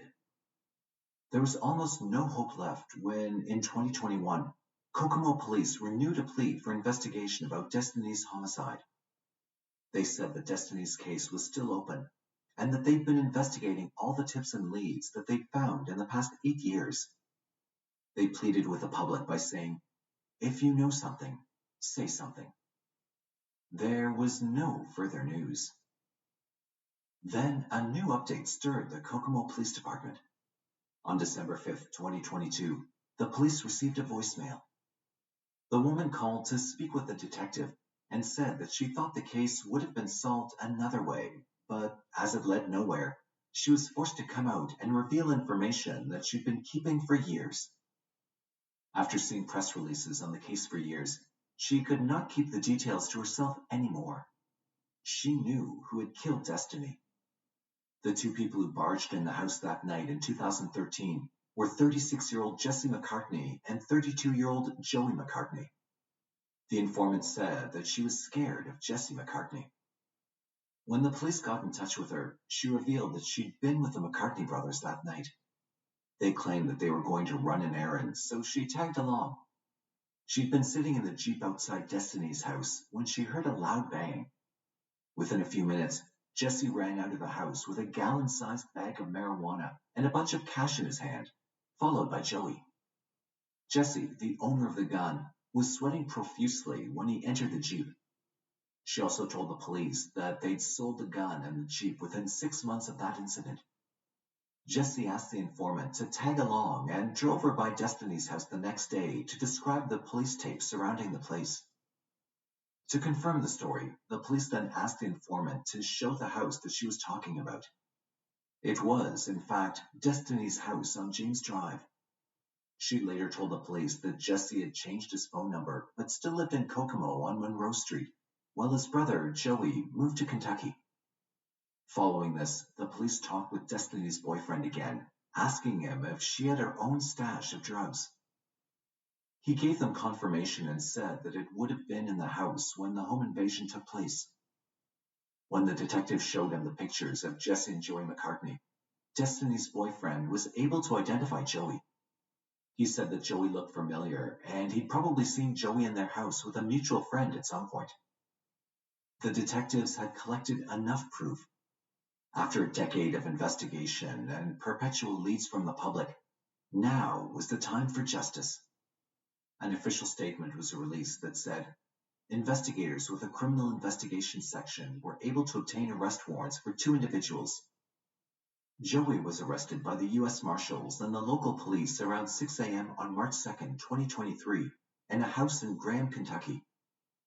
Only 2 hours later, they took Jesse into custody from his Kokomo residence. The McCartney brothers were charged with robbery resulting in bodily injury, conspiracy to commit burglary resulting in bodily injury, and murder, all Class A felonies, and a Class B felony charge of burglary, according to the police. Indiana court records detail that a Kokomo resident identified Joey and stated that he remembered that Joey had faced a misdemeanor battery charge in September 2012. Then a pretrial diversion agreement was filed on February 28, 2013, but the scheduled bench trial was cancelled. By March 2014, Joey had completed his diversion program, so the case was dismissed. However, Jesse McCartney also had his name in the police database. He was also charged with battery in September 2012. The victim was a healthcare provider who'd been injured, so the charge was later modified as a felony. On April 3, 2013, a pretrial diversion agreement was filed, and within a year, the case was dismissed and the case file was destroyed in 2016. After their arrest, Jesse and Joey had their initial hearing on March 9th and March 10th of 2023. They both entered a not guilty plea. However, the judge ordered them held without bond. Jesse would be awaiting a trial set for August. Without caring for a young woman who had just started her life, the McCartney brothers killed her. And after a decade of mystery, they will now finally be punished for their crimes. With an abundance of artistic and cultural attractions, Granby, a small town in Colorado, is the base camp for adventures. Among the echoing laughs of residents and tourists enjoying the mountain life, a horrific murder of a woman took place in the shadows of that beautiful and picturesque town in 1978. On November 15, 1978, a group of kids were playing on a logging road off Amherst Road, 15 miles from Springfield in Granby. They saw something under a pile of leaves buried under a log. When they went close to examine what it could be, they were shocked to find a body. Police were immediately called. They arrived at the scene and found the decomposing body of a woman shot in her forehead. She had a man's belt around her neck. They searched the area for any clues that they could find. However, there was no wallet, pocketbook, or ID on her that could help the police identify her. Her body was sent for an autopsy, and the medical examiner's office reported that she'd been shot in her temple, and the death likely occurred months ago. They estimated the time of her death to be between June and August, and that the woman was between 19 and 27 years of age. She was 5 feet 4 inches tall and had dirty blonde hair. The investigators suspected that the belt was used to drag her body off the road into the woods. It didn't help the detectives narrow down the suspects or ID her. John R. Kirchhoff, Granby police chief, told the media that almost nothing was left of her body, which had been heavily decomposed, and about the only thing left was a skeleton. The only way they could try to track her identity was by the clothes she was found wearing. She had a blouse, blue jeans, and shoes on. The size of the clothing was 14 to 16, which meant that she had a chunky build. Since her body was almost entirely decomposed, police had to rely on these little details to fill in the gaps. They believed that her clothing was of the type a young woman might wear, but it had no tags that might lead the case somewhere. However, her clothes came in handy to get information from the public. The most important piece of clothing was the short-sleeved pullover blouse that was of size 14 and had a green swan embroidered in the front with a green imitation suede collar. In addition to this, she had a gold ring on one of her fingers, which was suspected to be a wedding ring. They went on to search the missing persons reports in the last few months to tally if the woman's description matched any of the reports, but there was no match at all. The ME office also reported that she had a noticeable decay in her front teeth, so the police tried matching her dental x-ray records with those of the missing people recently reported. It was an unsuccessful attempt. Since her body was found off Amherst Road near Route 116, which was a route linking major colleges in that area, the police suspected that she could have been a student of one of the 5 colleges connected through Route 116. They investigated if any female student was missing from Mount Holyoke College in South Hadley, the University of Massachusetts and Hampshire and Amherst colleges in Amherst, and Smith College in Northampton. But there were no such reports. Then the police considered the possibility that she could have been hiking along the trails of the Mount Holyoke Range, or even hitchhiking through the region, but they could not find any evidence to support this theory. However, a new lead came up when the motel operator called them to say that he thought the description of the victim's body matched a woman who checked in early 1978. Soon, the police tracked this woman down and found her healthy and alive. There was no way to solve the mystery of the unknown woman who died a horrific death. Therefore, she came to be known as the Granby Girl. The locals buried her in a local cemetery. Over the years, leads came up and quickly fizzled out. Granby Girl's identity was still a mystery.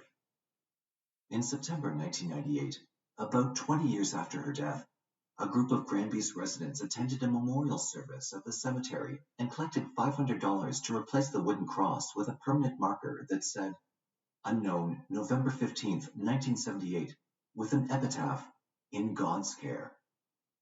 Reverend Marilyn Holcomb, the pastor of the Granby United Church, said, "It's beautiful and sturdy, an everlasting symbol of this community's care for an unnamed woman whose hopes and dreams, troubles and anxieties are not known to us." In 2021, detectives reached out to Othram Laboratories, an American corporation based in Houston, Texas, specializing in forensic genealogy. They were successful in building a DNA profile for the homicide victim, the Granby Girl. When checked against the national database, it led the police to a woman residing in Maryland who admitted that her aunt went missing years ago in the 1970s and offered to provide more information about her aunt's sons. Police reached the doorstep of Matthew Dale. He told the investigators that his mother went missing in 1978 when he was only 5 years old. The police mentioned the Granby Girl, which confused Matthew, and he thought, "What's Granby Girl?" The officers mentioned how a body had been recently exhumed, and they were looking to connect the dots. He agreed to provide his DNA profile in hopes of finding his mother. Within a few hours, the results were back. The DNA was consistent with a parent-child relationship between Matthew and the Granby Girl. He had finally found his mother, Patricia Ann Tucker, who went missing 43 years earlier. Their last interaction was in 1978 when they were in a car. Patricia wore a vest and was with a stranger while Matthew sat in the back seat on knobbly upholstery. He was dressed in a turtleneck paired with long pants. Patricia told him to go across the street to the playground, which was a group home for juveniles outside Boston. Then she said goodbye to him. He didn't know that those would be the last words he would ever hear his mother say. Later, his father picked him up from there and raised him on his own. The Granby girl was officially identified as Patricia Ann Tucker on January 31st, 2023. She was born on July 28th, 1950. Patricia married multiple times and was known as Patricia Heckman and Patricia Dale. But at the time she died in 1978, at the age of 28, she went by the name Patricia Coleman. She'd married Gerald Coleman in 1977, just a year before her death, and both of them lived along the eastern shore of Lake Pocatapog in East Hampton, Connecticut. After her death, the family recalled that she'd fallen in with the wrong crowd, and a lot of them believed that she was taken into a witness protection program. Matthew Dale, Patricia's son, said that he grew up listening to numerous rumors about his mother, and finally accepted that she was dead when he was in his 30s. First Assistant Northwestern District Attorney Stephen Gage addressed a press conference and said, Othram, through their technology, which I don't pretend to understand, they were able to take the portion of the remains that we shipped to them, frankly, and they were able to apply their technology to get a good DNA sample from them. He also clarified that while the department was happy to finally identify the victim, the investigation wouldn't rest until the killer's found. They could not produce any leads as to who could have committed the murder, but they had a strong suspect in mind. Patricia was married to Gerald Coleman when she died in 1978. However, Coleman did not report her disappearance to the police. Therefore, he was considered a person of interest in the investigation. Already charged and convicted of sexual assault, battery, indecent assault, and assault with a dangerous weapon, Coleman died in 1996 while in prison. As they could not question Coleman while he was alive, police are now relying on the public to submit any information that they might have about the case. Ann's son, Matthew Dale, thanked the detectives and said, "Thank you for never giving up on her. At least I have some answers now after 44 years. It's a lot to process, but hopefully the closure can begin now." He did not have a lot of things that reminded him of Patricia, but he had a single photo, a lock of his hair that his mother kept, baby books she created for him, and a small tapestry she painted when he was young. He also shared, "It was an awful end. What I want to do is have a new gravestone made for her. She deserves to have her name on it." January the 3rd, 1979, was a rather chilly day in Snohomish County, Washington, when a duck hunter left his home in hopes to begin his day by catching some good game. He was eager to capture a handsome number of ducks and fish when something strange caught his eye. There was something enmeshed in the fish net on the left flats along the shore. His interest was piqued, and he went closer to check. As he inspected the scene, dread crept up his body. It was not what he'd expected. He'd found human remains. Whose remains were found that day? What could have happened to that person? Was it an accident or something far more sinister?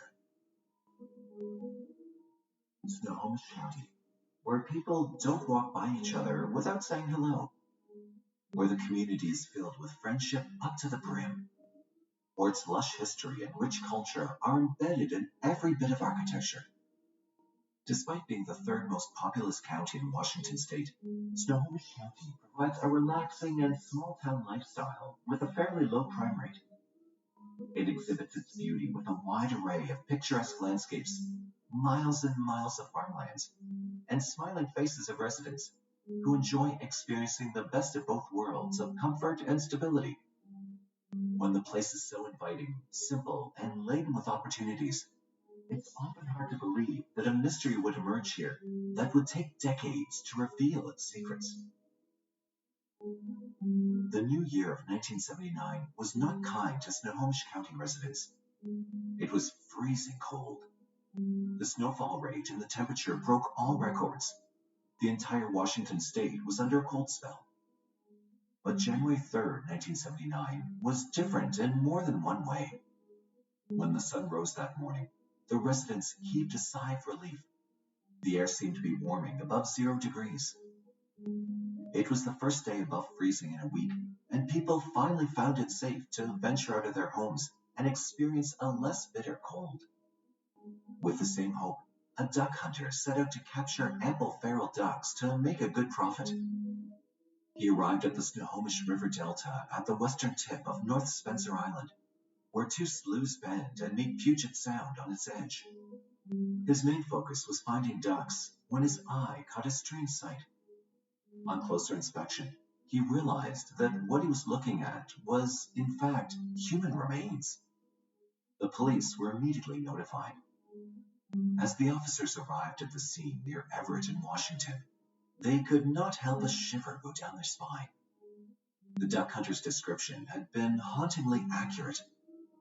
Tangled in a fishing line were a tan pair of fair khaki pants, a low quarterback leather shoe, and a partially skeletonized human leg bone. But that was not all there was to discover. When the duck hunter led the investigators a little towards the west, near a 12-foot-long fallen cedar log, they spotted a red, orange, white, and gray checkered shirt lying 5 feet away from a human skull, ribs, and another shoe with a foot still inside. It was a horrific and unsettling sight. When the officers checked the area to find additional clues, they recovered a leather wallet which survived the brackish water.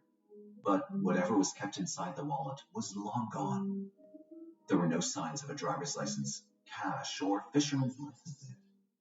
There was also a saw and a .33-34 size belt found at the site. As detectives sifted through the evidence, they noticed that the pair of shoes spotted there were laced and of size 8 or 8.5 and had the numbers 30 3/8 on it. But the shoes had O'Sullivan's logo printed on the rubber heel, while the tag on the khaki pants read, "Never needs ironing, made in the USA." These seemed to be particularly innocent details, but they could hold the entire key to identifying the nameless man. Although the case seemed complicated, it did not include any suspicion about foul play. It was hard to predict what had happened to the nameless man based on the remains. When the probe began, the investigators were met with a daunting task.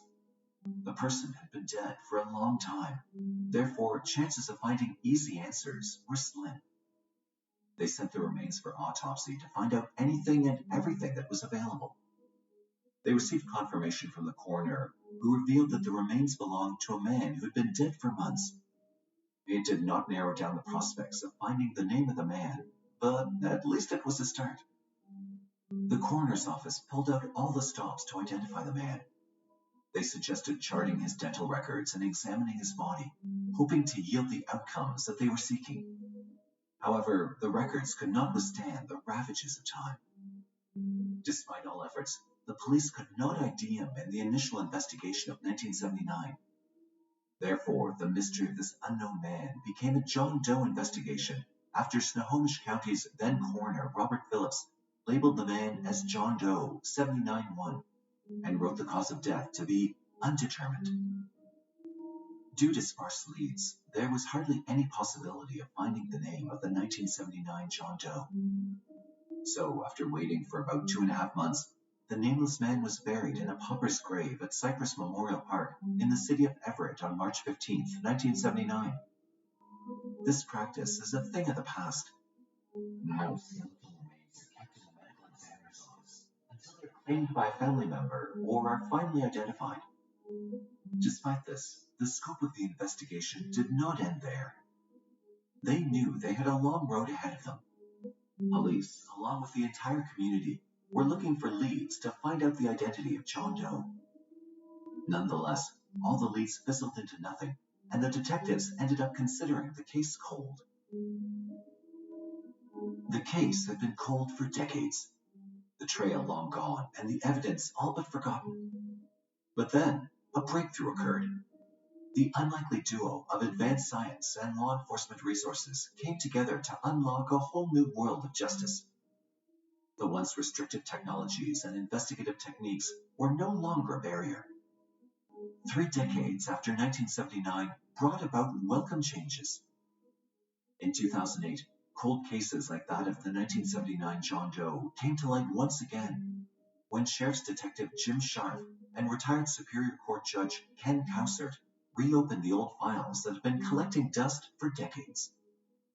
When the case file of 1979 John Doe was studied after all those years, the detectives couldn't help but feel a sense of frustration. The data was scant and insufficient. They couldn't even determine if the original investigation had matched the description of the mystery man with any of the missing persons from that time period. They were left to wonder how many tips had been pursued and how many leads had been ruled out. They were faced with a sobering reality that the data had been lost before it could be digitized. However, the detectives refused to give up. In 2008, they launched an intensive investigation, scouring the old archives for any and all information that could piece together a picture of the deceased. About 36 years had passed since the man was discovered in the mudflats. It was now the year 2015, and investigators were still trailing behind in this case, looking for his identity. By this time, John and Jane Doe cases surged. Therefore, Snohomish County detectives gave John Doe 1979-1 a new nickname, Spencer Island John Doe. In the month of July 2015, the detectives asked the Snohomish County judge to permit them to exhume Spencer Island John Doe's body.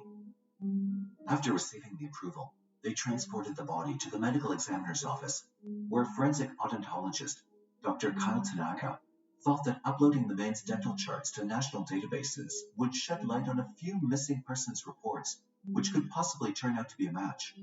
But it did not yield promising results. The case was then uploaded to the NamUs database of missing persons in August 2015. Still, no leads came to light. The detectives continued to explore every possible avenue, leaving no stone unturned in their quest for truth. They gave another look at the evidence collected in the past, including his clothing, wallet, and belt, and determined that he wore second-hand clothes. The Snohomish County sheriffs pleaded with the residents to come forward with any information about the mystery man that they might have. Although an immediate identification was rather ambitious, the officers were almost at the tip of a major breakthrough when they received a lead in late 2015. It happened when the police received an unexpected tip that claimed that Spencer Island John Doe's description matched a missing farmhand in Marysville. After years, a promising tip landed on the detective's desk, so they had to pursue it. The man ran a fruit stand in Everett and was widely known to be a perpetual drunk. People recalled that he had a severe limp and disappeared around the late 1970s. The tip seemed promising, and the police were just a step away from the truth.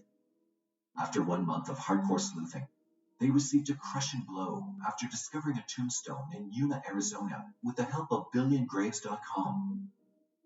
It belonged to the same farmhand whose tip they'd received. He died in 1981 on a trip to the southwestern desert region. In the face of the setback, the detectives couldn't help but feel the case was going nowhere. While they were making the rounds around the crime site, trying to piece together the information, the medical examiner's office made another set of major discoveries. They were able to find out some key characteristics of the man that could be considered definitive identity markers. In April 2016, Dr. Kathy Taylor, the Washington State forensic anthropologist at the King County Medical Examiner's Office, studied his exhumed bones. With her keen eye and years of experience in the field, she was able to provide a rough estimation of his age, which ranged approximately from 27 to 61 years old. She suspected his height to be 5'1" to 5'7". The forensic anthropologist's report noted that the Spencer Island John Doe had a Native American, Caucasian, or mixed heritage. Therefore, the police redirected their focus on missing person reports of people of tribal heritage and distributed bulletins to the Tulalip and Stillaguamish tribes. The information was too vast and vague to produce a coherent narrative. They sifted through mountains of data and learned that there were no signs of perimortem trauma, meaning the trauma or injury that occurred at or around the time of death. They concluded that, as there were only healed injuries and no new ones. However, when medical examiners inspected the bones, they found a gruesome injury. The femur bone of his left leg had been horrifically shattered and left unset, causing him to walk with a painful and uneven gait. Based on the inspection of the bones, the reports also highlighted that Spencer Island John Doe might have suffered from temporomandibular joint syndrome, a painful condition that affects the jaw joint. In fact, he might have suffered in silence for years, as his injured femur did not seem to have ever received any medical attention. Medical officers examined the bone with the help of an X-ray that showed the middle third portion sticking out like the claw of an ice scraper, and it could be said with certainty that he would have suffered chronic pain. Detective Sharp said, "We've never seen a fracture that healed like that. It's almost like he was in a third world country, or he just avoided medical help altogether." Jane Jorgensen, an investigator at the medical examiner's office, seemed to be perplexed by the whole situation, as there were no answers. After all, even if the man was homeless at the time of his death, he would surely still have gone to an emergency room for immediate care.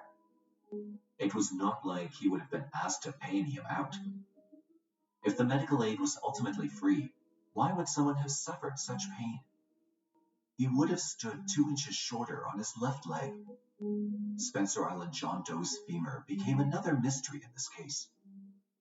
More disturbing details came up as the investigation continued. The study on exhumed remains disclosed that he was missing 2 left anterior top teeth and 2 molars. The sockets had been properly healed, indicating that he'd lost them before his death. He was believed to have a gap in his teeth and had alloy fillings in 3 teeth, which mysteriously indicated that he had access to medical care. The detectives were left with more questions than answers about the circumstances of both his life and his death. If he was able to have his teeth taken care of, why would he put off the urgent attention on his leg? The detectives were stumped, but soon reached the conclusion that he would have gone to a dentist in his childhood or teenage years when he was under his parents' care. As he got older, he might have avoided his healthcare needs.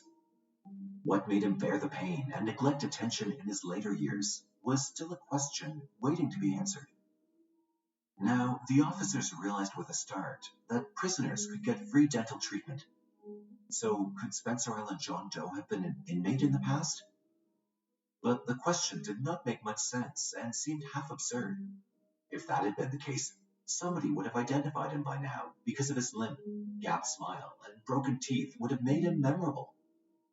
The entire case was built on theories, and the officers knew that even the smallest details could hold the key to unlocking the truth. To find some answers, Jorgensen and Sharp met in the sheriff's office to discuss possible theories with retired Judge Kenneth Cousert and retired parole supervisor Chuck Wright. It was proving to be a lot more difficult to identify the cause of his death. Given the condition of his remains, multiple theories sprang up. They assumed that he might not have any access to a doctor when he got his injury, but it seemed more like a desperate hunch than a legible theory. They suspected the nameless man had been a fisherman. It could explain his injury and why he might not have received medical aid.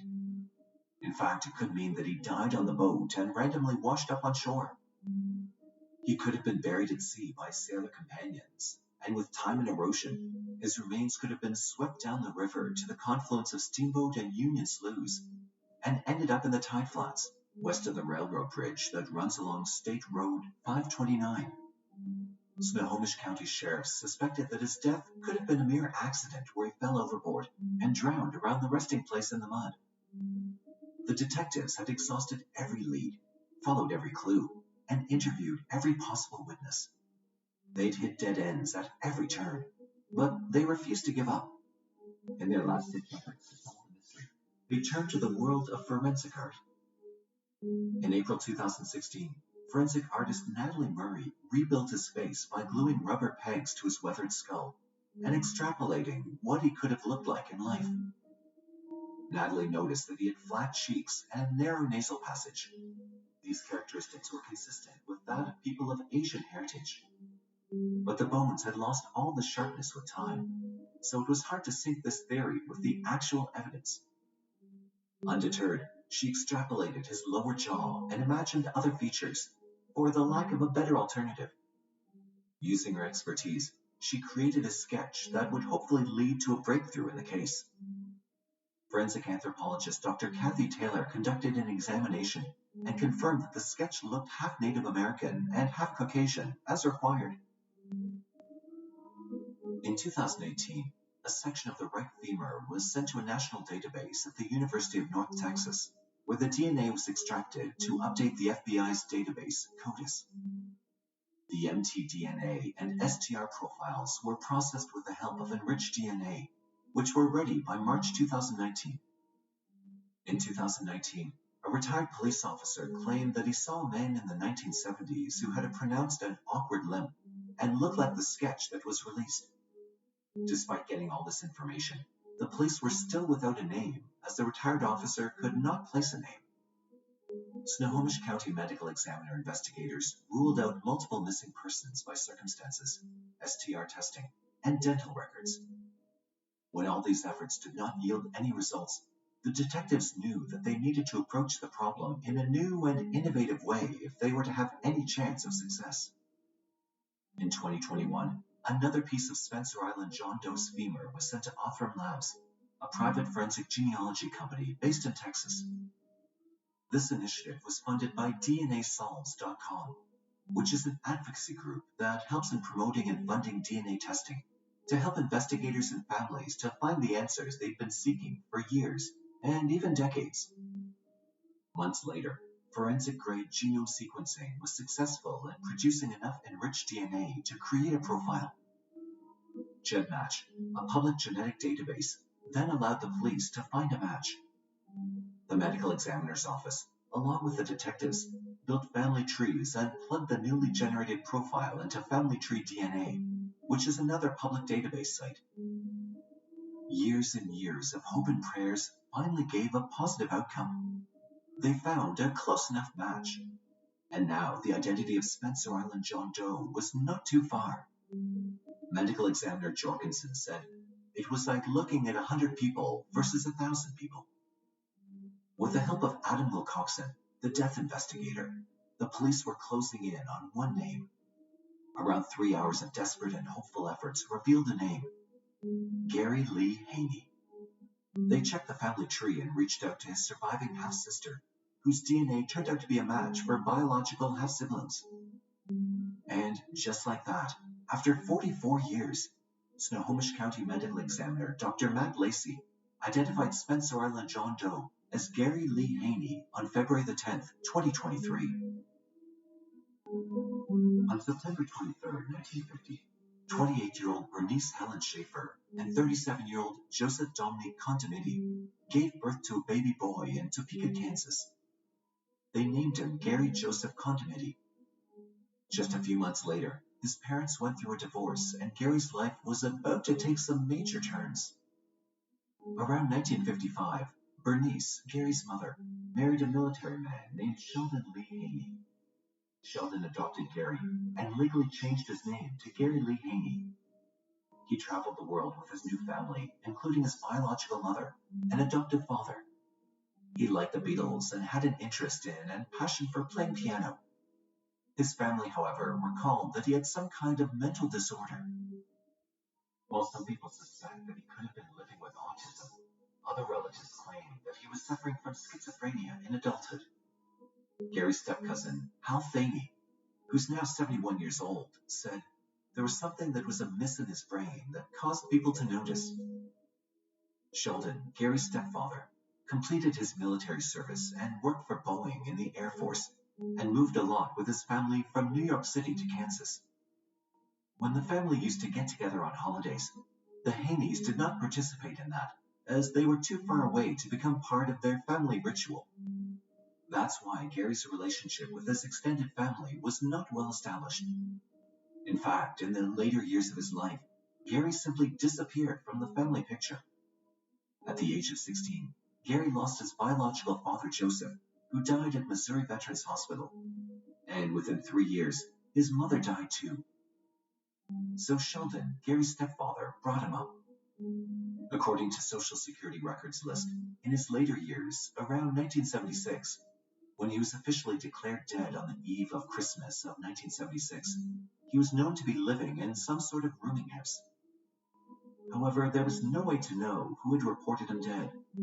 Although Gary's family did not get to meet with him that often, they grieved his sudden death. Hal Thamey, Gary's step-cousin, hardly met Gary twice in his life, as the Haney family was always on the move. Thamey had been compiling family history on an ancestry website for many years. Therefore, he had ample resources to provide more data about Gary's life as a child and adult. However, what was shocking is that no one in Gary's extended family knew anything about his broken leg. It seemed that Gary's life had always been shrouded in mystery. In fact, Gary was declared legally dead in 1976, which is about 3 years before he was found on Spencer Island. Although the autopsy report highlighted that he'd been dead for months, 3 years is quite a long time, especially when Gary seemed to be completely off the radar. Nobody knew what happened to him in those 3 years, where he went, or how he died. Hal suspected that something might have transpired between them, and Gary might have been kicked out of the house or left on his own. We still don't know how he died, Thamey, Gary's cousin, said. He assumed that Gary could have met that fate with several things, which might include drowning or hitting his head on a rock or a medical emergency. Detectives now assume that Gary lived with his stepfather in Everett, as Sheldon's place of residence had been in the same city from the 1970s till 1990.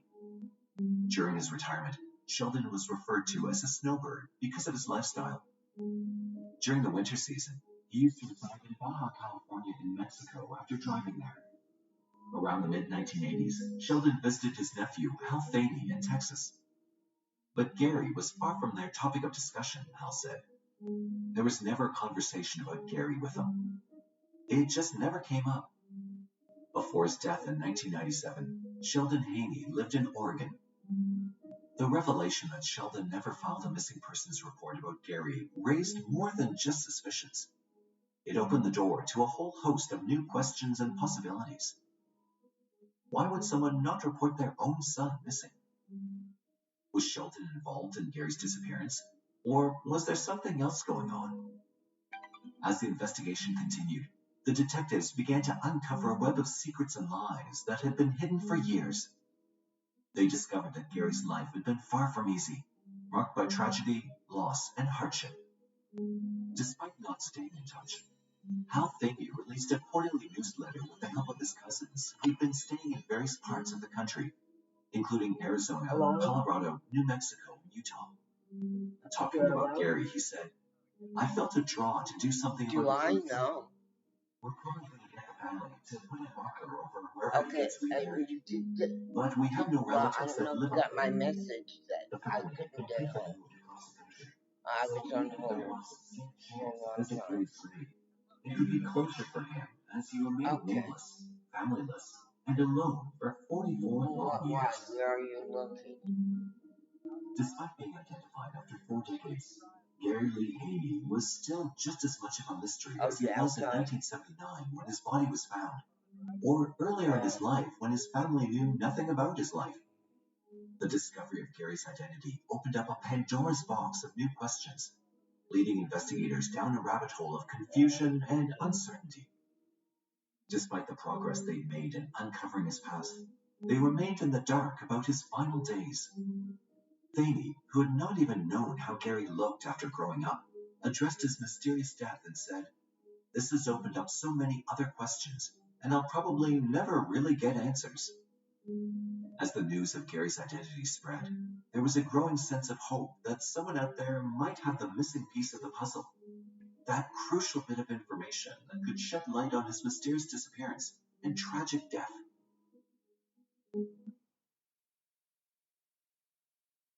Amanda Gonzalez was born to Santos Gonzalez and Gloria Bates on December 8, 1981. Her parents separated at some point for unknown reasons, and her mother Gloria eventually remarried a man named Michael Bates, who stepped up as a father figure to Amanda when she was 4. Growing up in Madisonville, Texas, Amanda was a popular girl with a heart of gold. She was known for her kindness and always stood up for her classmates against bullies. After graduating from Madisonville High School in 2000, Amanda surprised her family by showing up with a recruiter, announcing her decision to join the U.S. Army. Her dream was to become a physical therapist for children, and she saw the Army as a way to save up for college. Her family supported her decision, but if only they had known the heart-wrenching consequences that lay ahead. Nevertheless, Amanda set out on a path that would lead her to places she'd never imagined. She had no idea that her journey would ultimately cost her everything. But with her family's blessings, she took a leap of faith into the unknown. The year was 2001, and at the age of 19, Amanda found herself stationed in Hanau, Germany, at a former U.S. Army base. Her job as a cook kept her busy, but she made sure to explore the country's cultural gems in her free time. There's a network service outage. That's why. Amanda soaked in all the experiences that Europe had to I'll be offer. downstairs. We're going to Several yoga months into her service, Okay. Amanda called her mother Love in you. Texas with Love you. unexpected news. She was pregnant and filled with excitement for the new chapter that lay ahead. Amanda planned to name her baby Alicia Marie and was thrilled about becoming a mother. Her estimated date of delivery was March 26, 2002. Who the father was of her unborn child remains a mystery to this day. Everything seemed to be going well for Amanda. She had a bright future ahead of her. But fate had other plans. Monday, November 5th, 2001 was a day that would change everything. As the morning sun rose in Hanau, Germany, Amanda was nowhere to be found. Her absence was unusual, and her fellow soldiers grew concerned. They went in search of her and arrived at her room within the barracks. To their surprise, the door was locked. Fearing the worst, they broke down the door and found Amanda laying lifeless on the floor. Panic set in as they tried to revive her, but it was too late. The news of her death spread like wildfire, sending shockwaves through the Army base and beyond. The autopsy report revealed that Amanda had been strangled to death, and the news was devastating to her loved ones back in Texas. Adding to the tragedy was the fact that Amanda was 4 months pregnant at the time of her death. Amanda's family and friends were left with more questions than answers. Who could have done this? Why would anyone want to harm Amanda? An investigation was launched, but despite the best efforts of the authorities, the case went cold. No leads, no suspects, and no justice for Amanda. It was a heart-wrenching end to a life that held so much promise. Despite the fact that the investigation into her daughter's murder stalled for several years, Gloria never lost faith in justice. She spent years reaching out to lawmakers and writing to popular TV shows like Dr. Phil and America's Most Wanted in a bid to keep the case in the public eye. Gloria's unwavering determination extended to her visits to Amanda's grave, where she'd often speak to her deceased daughter and vow to keep fighting. In 2011, Army investigators offered a reward of $125,000 for any information that could help solve the case. But still, nothing came of it. Over the years, Gloria continued to receive weekly updates from investigators, but they all contained the same disappointing news. No suspects had been identified. But finally, on February 23, 2023, Gloria's perseverance paid off. An FBI agent called to inform her that there had been a breakthrough in the case and that an arrest had been made that very day. After 22 years of waiting, Gloria was finally one step closer to getting the justice her daughter deserved. The individual in custody was Shannon L. Wilkerson, a 42-year-old former armed forces member. The arrest was a result of a joint effort between the FBI Jacksonville Office of Special Investigations, and the Army Criminal Investigation Division. Wilkerson had been charged under the Military Extraterrestrial Jurisdiction Act, which grants U.S. courts jurisdiction over former members of the armed forces for crimes committed overseas. It's not yet clear how investigators linked Wilkerson to the murder, or what his possible motive might have been. However, he's pleaded not guilty to the first-degree murder charge against him, and if convicted, he could face life imprisonment. Interestingly, Wilkerson had even attended a memorial service for Amanda at the Army base in Germany after her death. It remains to be seen how this shocking turn of events will play out. But for Gloria and her family, the arrest of Amanda's alleged killer brings a sense of justice and closure that they've been waiting for over 2 decades. June 6, 2020 was a regular Saturday for Akron residents. Famous for its relaxed, small-town lifestyle, Akron residents began their morning routines that Saturday. 43-year-old Brian Joseph Powers and his friend, Carlton Amos, were following their routine as well. He was happy to be in his apartment, being 7 months sober. But as the day would go on, every dream of Brian would be crushed. About a week after that, on June 13, 2020, Brian visited his friend, Corletta Howes, with a drink in hand, just like he usually did. It was their weekend ritual. He sat in a swivel chair, saying that he was pregnant, making everyone laugh. After spending some time at Howes' place, he took his leave and headed home around 8 p.m.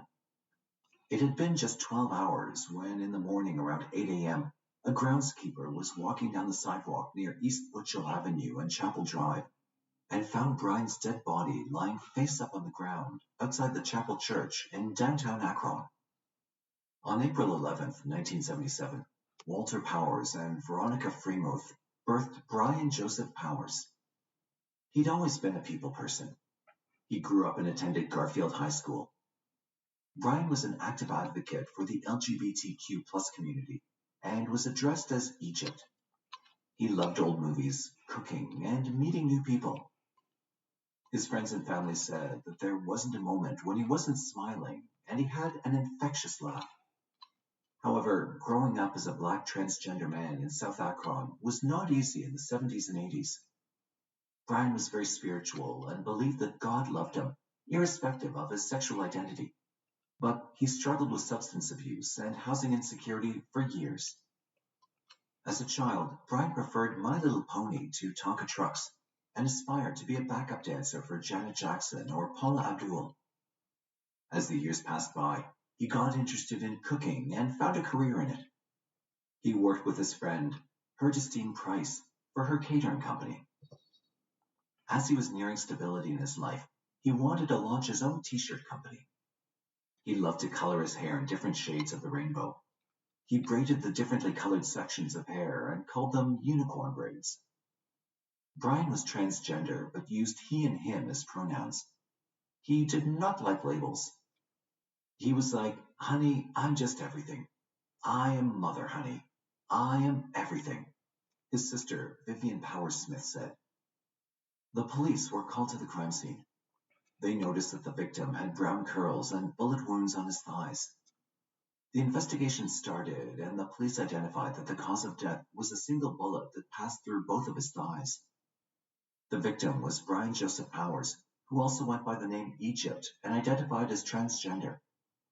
They started searching the area. The police didn't find any bullets or casings, nor did they hear from anyone who could have witnessed the whole ordeal go down. Even the autopsy could not identify when the murder happened. However, after checking the cell phone recovered from the crime scene, they found that Brian made his last phone call around 3 a.m., just 5 hours before his body was found. It was also revealed that he walked 100 yards before collapsing in front of the church named The Chapel, where he died. When Carlton Amos received a call from his neighbor on June 13, 2020, stating that Brian was dead, he could not sleep that night. The only thought he could muster up was that it was a bad dream. Brian had confided in him with the information that he somehow felt he was going to suffer a violent fate.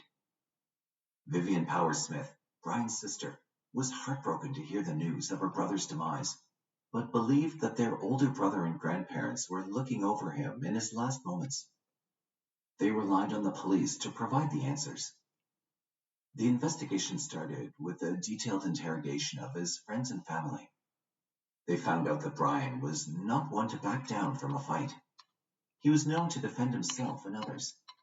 In fact, during his memorial service in June, the month he died, an African-American gay man told Vivian how Brian had protected him from a predatory man at the transit center. Since then, they stayed in touch and always talked before catching their buses. So the follow-up investigation was based on the suspicion that Brian had gotten into a dispute with someone before his death. However, the chances seemed slim, as there were no signs of struggle.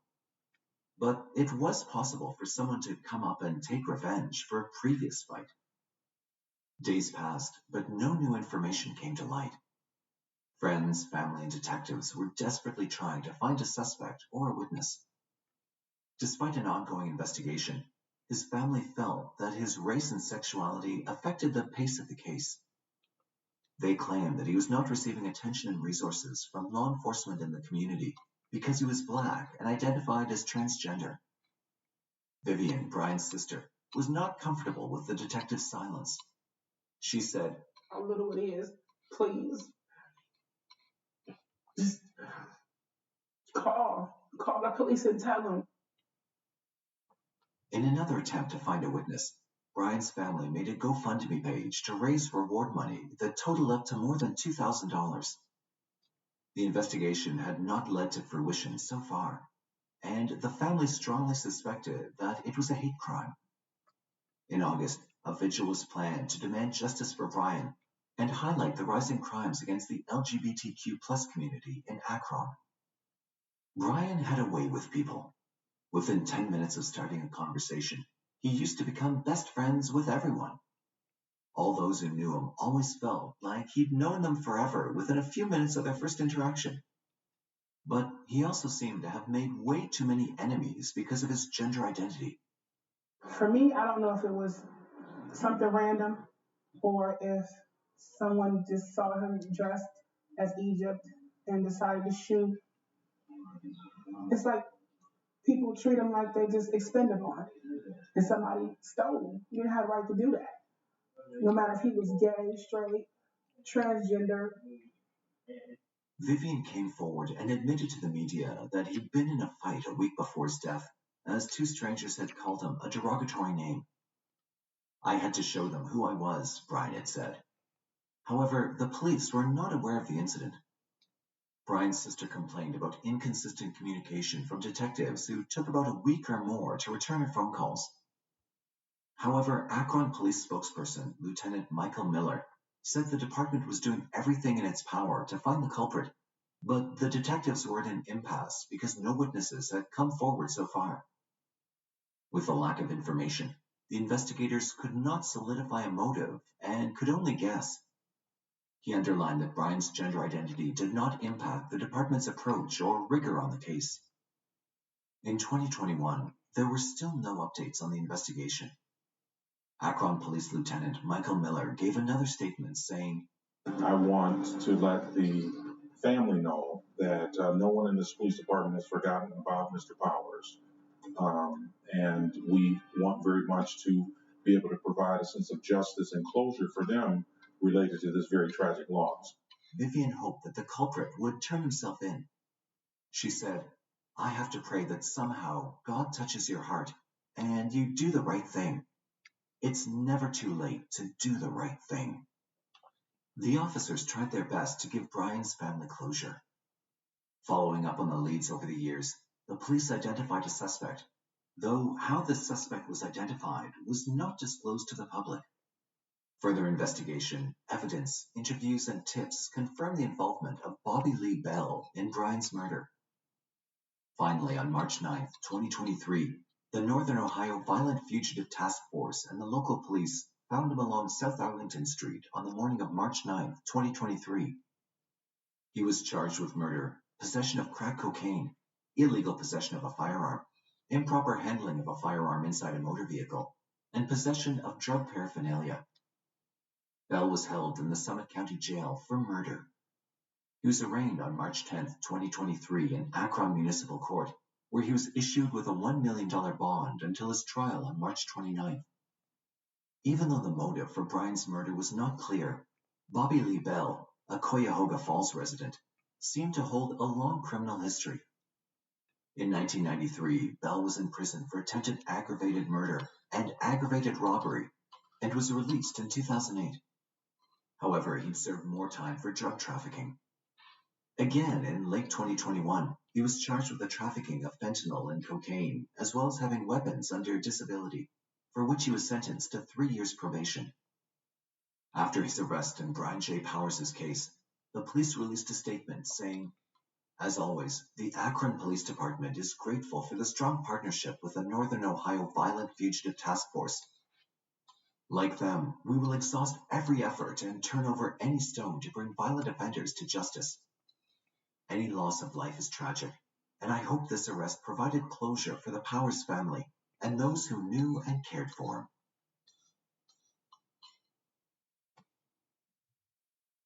Back in 2018, the city of Prospect, near Blacktown in Australia, was home to a 71-year-old widow named Nadir Sensoy, who lived with her beloved son, Salim Sensoy. Nadir was born in the 1940s, with little known about her early years. What was known, however, was that she'd lived in Prospect for almost 40 years and was a cherished figure in the community. People in the neighborhood would always speak fondly of Nadir, who never hastened to lend a helping hand to those in need. Whether it was driving her neighbors to the market or sharing her mouth-watering baked treats, Nadir was always there for her community. Her selfless nature touched many lives, and she was admired and respected by all who knew her. Family meant everything to Nadir, who was a proud mother of 5 and a doting grandmother to 17 little ones. Her family was the center of the world, and she poured her heart and soul into creating a nurturing environment for them. However, the quiet town of Prospect was suddenly thrown into disarray when tragedy struck. Nadir, the beloved matriarch who was a friend to everyone, vanished without a trace in December 2018. The last time anyone saw her was on Thursday the 6th of December 2018, near her home. The days that followed were agonizing for her family, friends, and the community who had grown to love her. It was highly unusual for Nadir to disappear without a word, and everyone was left to wonder what could have happened to her. As the days passed with no news of her whereabouts, the Sensoy family was forced to take action. On Tuesday, December 11th, 2018, they reported Nadir as a missing person, and the race to find her began in earnest.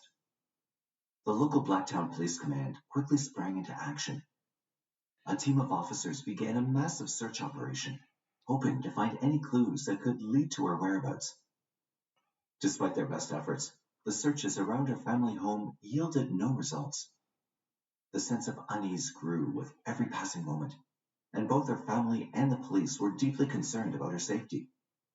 Where could she be? As the investigation progressed, detectives discovered something. They found out that Nadir had made several appointments before her disappearance and had not accessed her bank account since then. The discovery only deepened the mystery surrounding her disappearance, leaving everyone with more questions than answers. Investigators continued working around the clock, hoping to find any clue that could lead them to the missing woman. They released a description of Nadir to the public, hoping that someone might have seen her. She was described as a Mediterranean Middle Eastern woman, about 165 centimeters tall, of a thin build, and with short dyed brown hair. But despite the police's best efforts, no one came forward with any information. As the months went by, hope began to fade, and fear began to set in. The prospect of her being murdered was a grim possibility that no one wanted to consider. But even if she had been murdered, the question of where her body was remained unanswered. The investigation soon hit a dead end, and everyone was left to wonder if they would ever find out the truth. The people of Prospect were heartbroken, mourning the loss of a beloved community figure and hoping for a miracle that might bring Nadir home. In 2020, after 2 long years of fruitless investigation, the police decided to offer a reward for any information that could lead to finding her. They hoped that the offer of a $350,000 reward would stir someone's conscience and prompt them to come forward. The announcement of the reward breathed new life into the investigation. The police hoped that this would be the breakthrough that they'd been waiting for, and that they'd finally be able to uncover what had happened to Nadir. But as the weeks went by, it became clear that the reward had not yielded any promising leads. Despite the desperate efforts of her family, friends, and the police, Nadir remained missing, and the mystery surrounding her disappearance continued to deepen. That same year, things took a startling turn when investigators started looking at her own son, Salim, as a potential suspect. At the time, Salim was serving a 2.5-year prison sentence for assaulting his sister and possessing an unauthorized firearm. He'd been arrested for the missing. It's unclear what exactly led the authorities to begin suspecting him. However, investigators revealed that Salim's behavior was one of several leads that they were pursuing to shed light on his mother's suspicious disappearance. Things soon took a dramatic turn on May 23, 2020, at midday, when Salim made a daring escape from the Glen Innes Correction Center, where he was imprisoned. It was later revealed that he'd simply walked out of the low-security prison and stolen a red Subaru WRX to make his getaway. The daring jailbreak sent the police force into overdrive, with a massive manhunt launched to apprehend the fugitive. The following day, the stolen car was spotted in Moree, 210 kilometers away from the correctional center. The police wasted no time and immediately started pursuing the vehicle. However, the chase quickly turned dangerous as the car began to speed off recklessly, forcing the police to abandon the pursuit for safety reasons. But that didn't stop the police from continuing their search. With the help of helicopters and the dog unit, they later found the abandoned car, but Salim was nowhere to be found. Salim remained on the run for 8 long months, constantly looking over his shoulder and never staying in one place for too long. The police were hot on his trail, conducting extensive searches and inquiries in a desperate bid to track him down. Then on January the 11th, 2021, officers from the Hawkesbury Police Area Command finally got a break. They received a tip-off that Salim was hiding out in a house on New Street in Windsor. In the early hours of the morning, they arrived at the property and, with the help of the dog unit, searched the premises. As they entered the house, Salim made a desperate attempt to escape out the back. But it was too late. The police caught up with them and placed him under arrest. Salim was taken to Windsor Police Station, where they executed 2 outstanding warrants against him for inmate escape, attempt to escape from lawful custody, and stealing a motor vehicle. However, despite the capture of Salim, there was still no news on the whereabouts of his mother, Nadir, and the mystery of her disappearance remained unsolved. As the years passed, the hope of finding Nadir alive dwindled. Then, on a fateful Monday in March 2023, a coronial inquest into her suspected death began. But before any answers could be uncovered, the inquiry was suddenly halted due to shocking new information. Though the authorities were tight-lipped about the details, it became clear that the spotlight was once again on Nadir's son, Salim. Following further inquiries, the police made their move. On the 21st of March 2023, they finally arrested Salim, now 47, at the Wagga Wagga police station. He was charged with the murder of his own mother.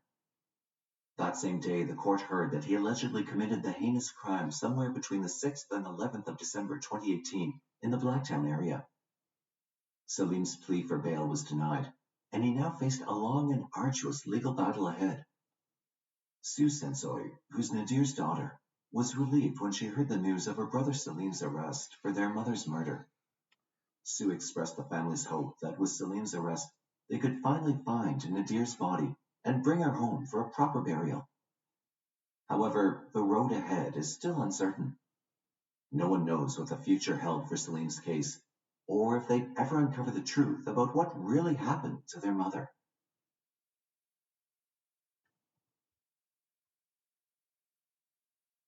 As the clock struck midnight on March 21st, 2002, a chilling discovery was made on the desolate side of the road in Spanaway, Washington.